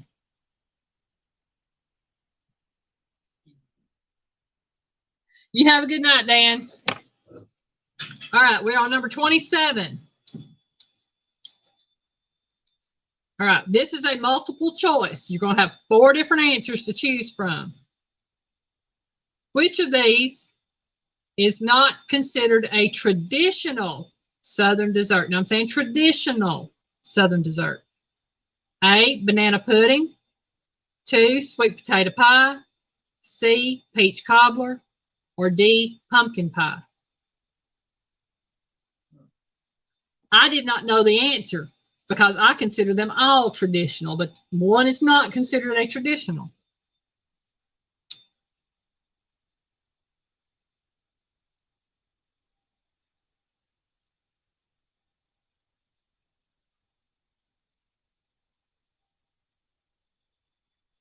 Oh, why this thing ain't going on down? There we go.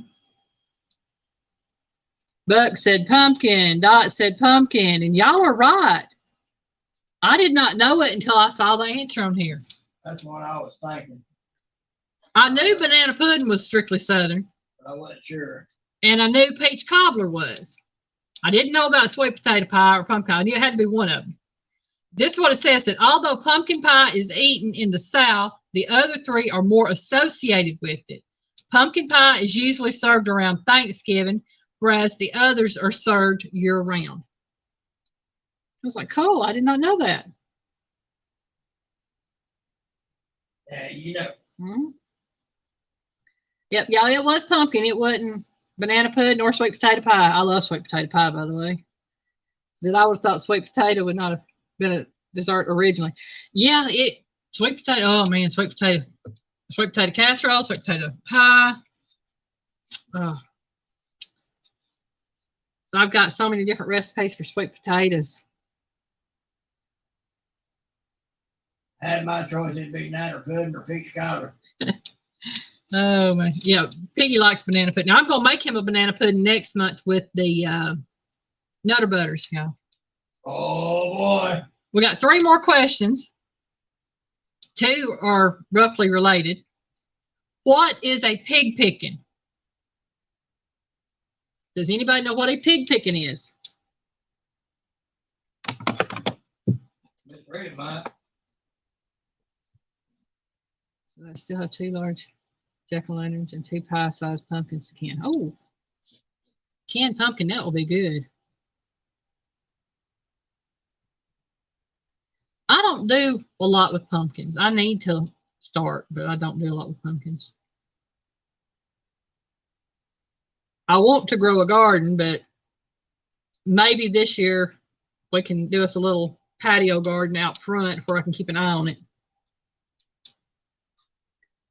Linda says pick up pigs. Nope, not pick up pigs. Chrissy says cake. No, not a cake. Rita says, hey, she don't know what a pig picking is. Treasure Hunter gives question marks.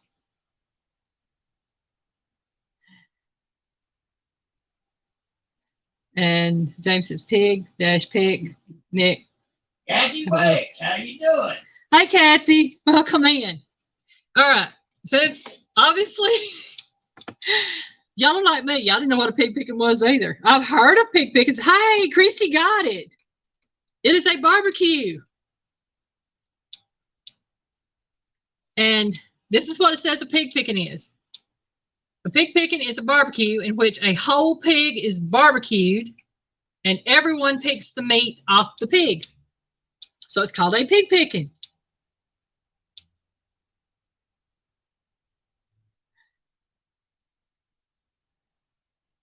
Yeah, Neil, a container garden. We're probably going to use like buckets or maybe some flower pots or something like that for things.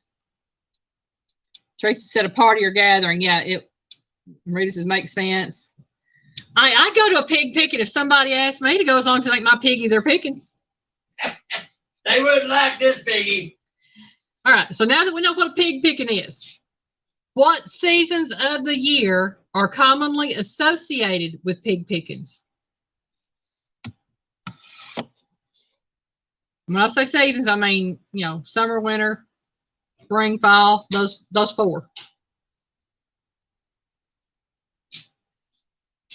Pots to use for Y'all, up there. look at that. I made that yesterday. Ain't that pretty? Apple cake. Let's see.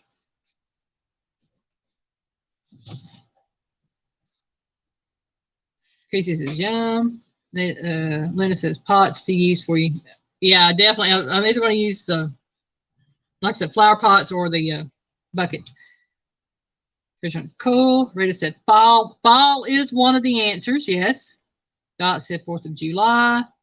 Linda says fall. Chrissy said summer and fall. Jethro Reacts Extreme. New subscriber here. Howdy, Jethro.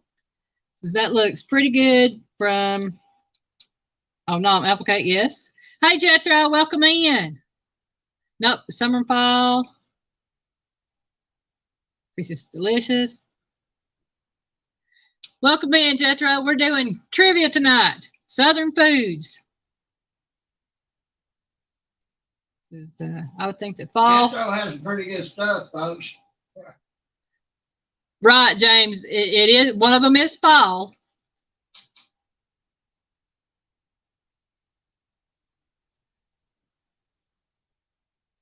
And James did mention the other one, but he was talking about feeding the hogs through the winter. Winter and fall or when pig pickings occur, y'all. So I actually got that one right because I knew from what I've been told as a kid that you kill hogs in the fall and early winter. And then in the spring and summer, you feed them up so that they can grow and then slaughter the hogs again, fall and winter. Y'all, if y'all haven't ever checked out Jethro's channels, please do. He does reaction videos. He's done some on my channel. He does a lot of them. Is this the same one? This one says, yeah, it's the same one. It's Jethro, yeah. Well, this is his other channel. He has 2 or 3 different channels, and this is his Jethro Reacts Extreme channel. Okay. Yeah, he's got. I know he's got 2 channels. He's got the DO5 and Extreme. Scott Swift, well, hello, welcome in. I hope you're feeling better. Brother Scott. I do hope you're feeling better. And y'all, we're down to the last question, y'all. And it looks like I'm hitting right on the hour mark too at it. I never heard of this until I read what it was. And then I knew what it was. Frogmore stew is also. I know, I've seen them. Okay, on Team DO5. Yes, we've watched them and I've liked them, left comments, I think, on them. Not feeling better? Oh, I'm sorry, Scott. I do hope you get to feeling better, hon. Me too. Frogmore stew is also known as this. Never heard of it. Didn't know what it was. So if you know what a Frogmore stew is, I won't give you the hint. But if you do know, if you don't know, I'll give you the hint.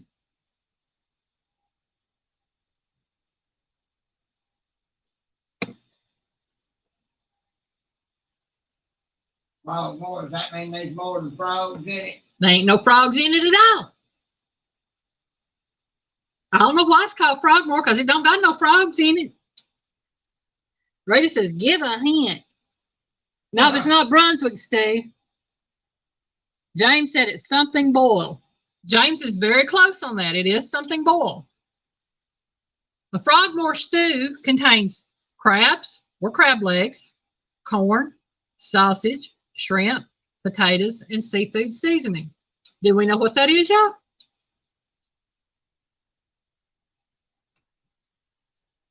Treasure Hunter says lamb stew. Nope, not lamb stew.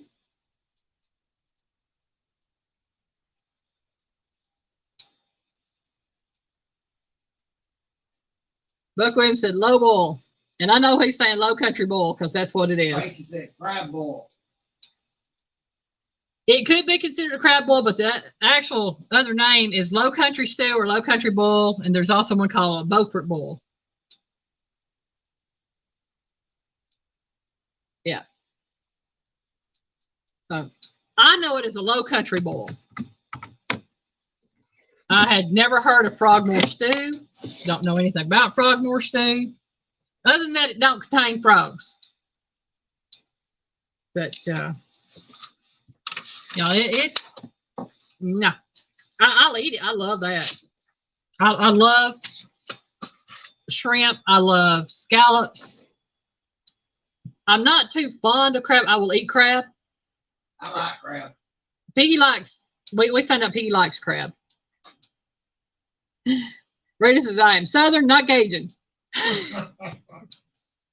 I'm not Cajun either. But I know people in Alabama and here in Georgia that do low country boils. Night, Neil. Night, Neil. Y'all have a good evening. Joy says seafood boil, Cajun boil. Yeah, I mean, I've heard it called by so many different names. I did not know Frogmore stew was what another name of it was. I just thought it was kind of funny. I know the thing. I'm from hill people, not low country people. Y'all, I originally thought I was just from country folk in North Alabama. That's where I thought I was from. Team DO5 popping in now. Hey, Jethro again, Team DO5. Yeah, y'all check out both of his channels. Both are great channels. He has some good videos. And he can be hilarious. He cracks me and Piggy up. He really does. But what I was going to say, I thought I was just plain old country folk from Alabama. Come find out, my granny's side of the family originally came from South Carolina and Ohio. So that made my mama's side of the family come from South Carolina and Ohio. My birth father's family came from. What do I need to help with, Scott?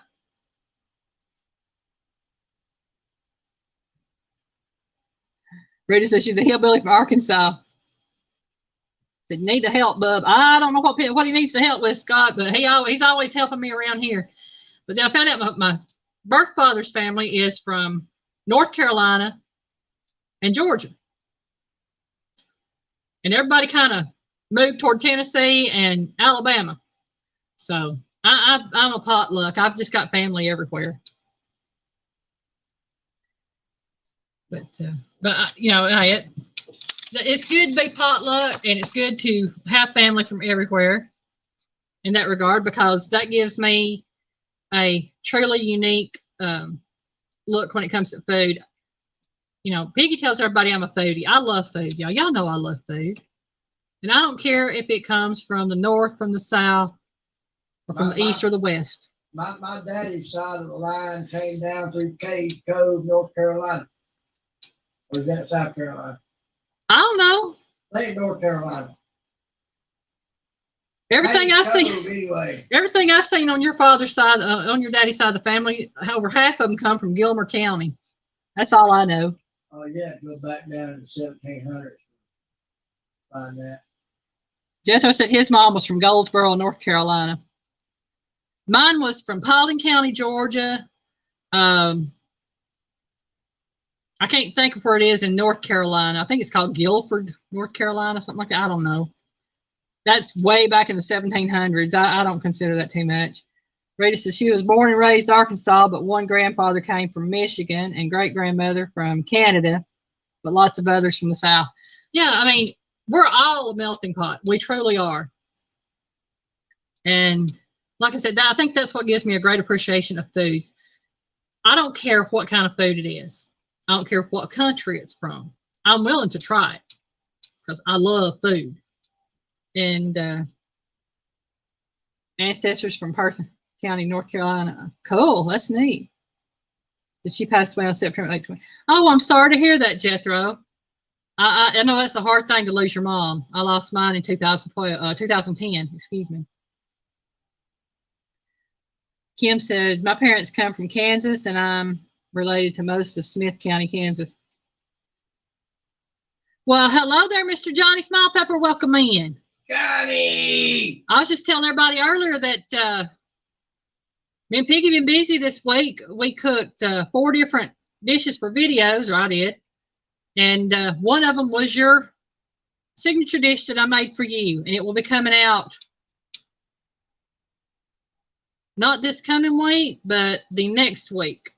Probably Monday or Wednesday of next week. I caught some of your live earlier. You had some wild stuff going on that thing. Yeah, Piggy was listening. I was like, what is that? He said, that's Johnny Smile Pepper. I said, okay. It was neat. It was wild, but it was neat. Oh, my.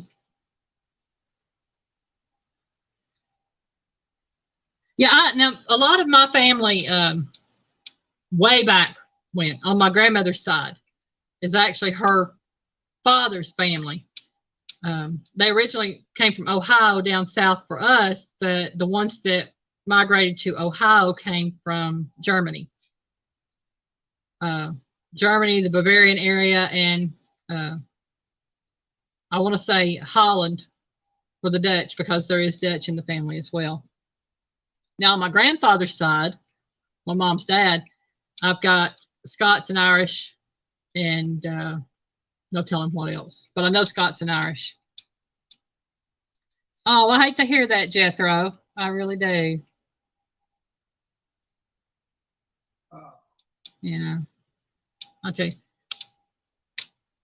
Like I said, I know it's extremely hard losing a parent.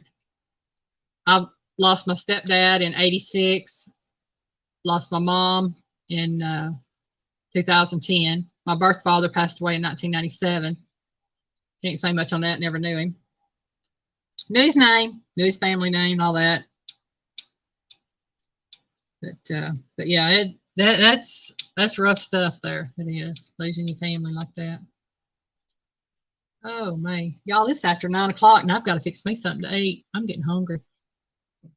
I am, because I got videos to do tomorrow. I'm doing. I may do 2. I know I'm doing 1 recipe tomorrow. It is called. Let me find it. Scallops with citrus and quinoa. We told y'all about that, didn't we? About the quinoa. Peggy was looking for. Yeah, the quinoa. And one last. Got to show it again. This is my cookbook, y'all. For those that have not seen it, Piggy is doing a video or has done a video that will be out tomorrow, and he goes through and shows you the cookbook, what he likes about it. And I have to say, y'all, I am very well pleased. The font on it, the writing, it is where you can read it. I can read it, y'all, and I have been having a hard time reading everything. But I like the fact that there are, if I can show y'all here, this is a conversion chart. It was an option. I don't know if y'all can see that or not. I will try. Thank you, Jethro. Ellie. Oh, thank you so much. Thank you.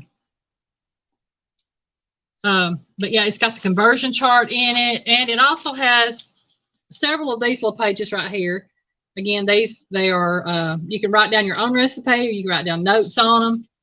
And I really like that because it offered that option to put those in there. And I thank y'all all so much, especially everyone that allowed me to do the videos for them. And as I said, this is only the first one. All the videos I'm doing this year, the recipes I'm doing this year will be out in a cookbook next year. On the signature dishes. And I have found that I love writing the cookbooks. I really do. It's time consuming, but I love it. And with all the feedback I've gotten on it, I'm just so thankful, and so thankful for each and every one of y'all. Because without each of you, my dream wouldn't have come true. Like I said, just need about another 100 million miles on, we'll retire. Yeah, but you know what? If I just sell one, and I know I've already sold 3 besides the ones I bought, and I know that over time there's going to be others to sell. I'm not worried about that. I'm just the fact that I got to publish a cookbook. I am just so pleased with that. And like I said, I'm going to do my Just Desserts cookbook that'll be out later this year. I'm also going to start working on just a regular cookbook of recipes that I have collected and made and know that they are tried and true recipes. Thank you, Marion. I'm very well pleased with it. I mean, it's soft cover, but as I was saying earlier, this one right here is called a wire O binder. It does have the covered edge. I'm selling 3 different types of this the cookbooks. It has the wire O binder, which is the most expensive because it lays flat. Then there is the soft bound binder, or the soft bound cookbook. It is soft cover like this, and basically almost exactly like this, only it has a it's bound similar to this one right here, where it is just when you open it up, it's just the book is, everything's bound into one bind.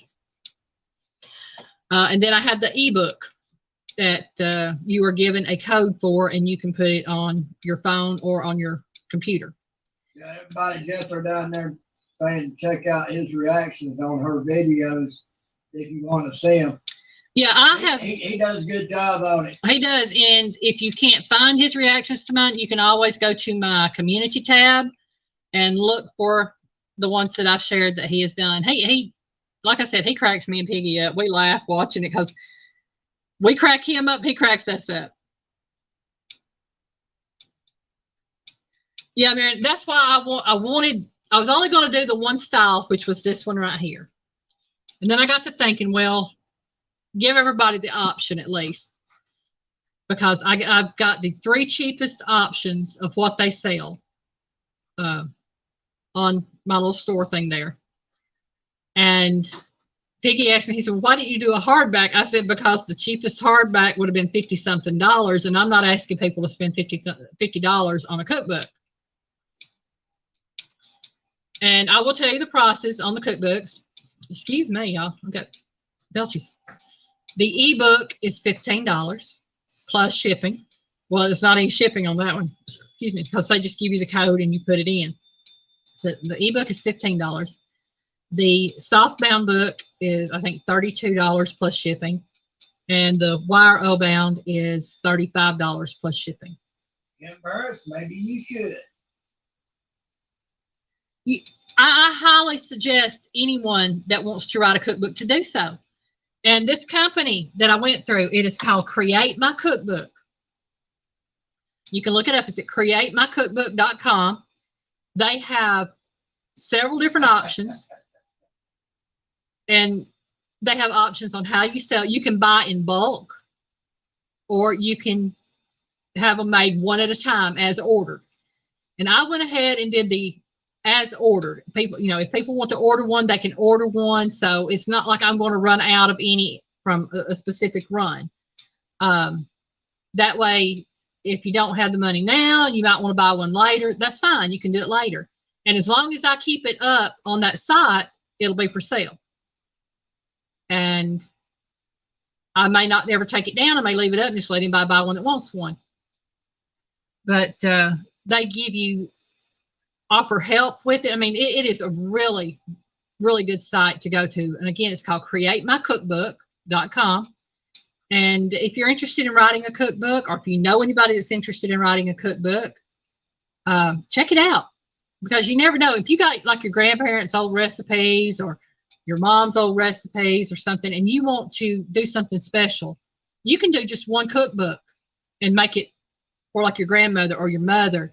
Or if you are a grandmother or a mother and you want to give a good, really nice Christmas present to your family, you can have them made up. And if you buy them in bulk, so many, you get a discount on them when you buy them. And you think of what you spend on your family anyway on Christmas. If you buy gifts for everybody, that would be an awesome gift because it would be made by you for them. So, that way, when you got them coming up, you remember so-and-so's recipe. You know anybody that's got that? Well, you can have that cookbook there of all the ones you've got collected and hand those cookbooks out for presents. They'd have them all. Yeah. Oh, Jethro, you like the French toast with the strawberry jam. Okay, yeah. Hey, that French toast is good. Piggy liked the French toast. He did, y'all. Well, y'all, it's 9:17. I've been on now for almost 2 hours and 20 minutes. Quarter hour. Yeah, it says here 2 hours and 18 minutes. So, yes, Linda, wedding gifts for, I remember when my cousin's daughter had her bridal shower, everybody was talking about writing recipes and giving them to her. But that would be an amazing gift to take all the recipes that have been given to someone like at a bridal shower and have them converted into a cookbook for them. That's a great gift. I would have loved something like that. That's great. It really is a great idea. So, it's just something to think about. If anybody ever wants to do a cookbook, I didn't think I could ever do one, but it is a step-by-step process. They lead you through it. They have different things that you can get for them to help you with. And it is just so nice. And I highly recommend this site. I do, especially for cookbooks. Night, Miss Rita. All right. Have a good evening, Miss Rita. Y'all, everybody, have a great evening. I love y'all. I thank y'all very much for coming in and joining us.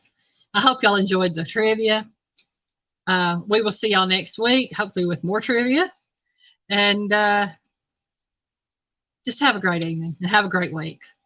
Bye, y'all.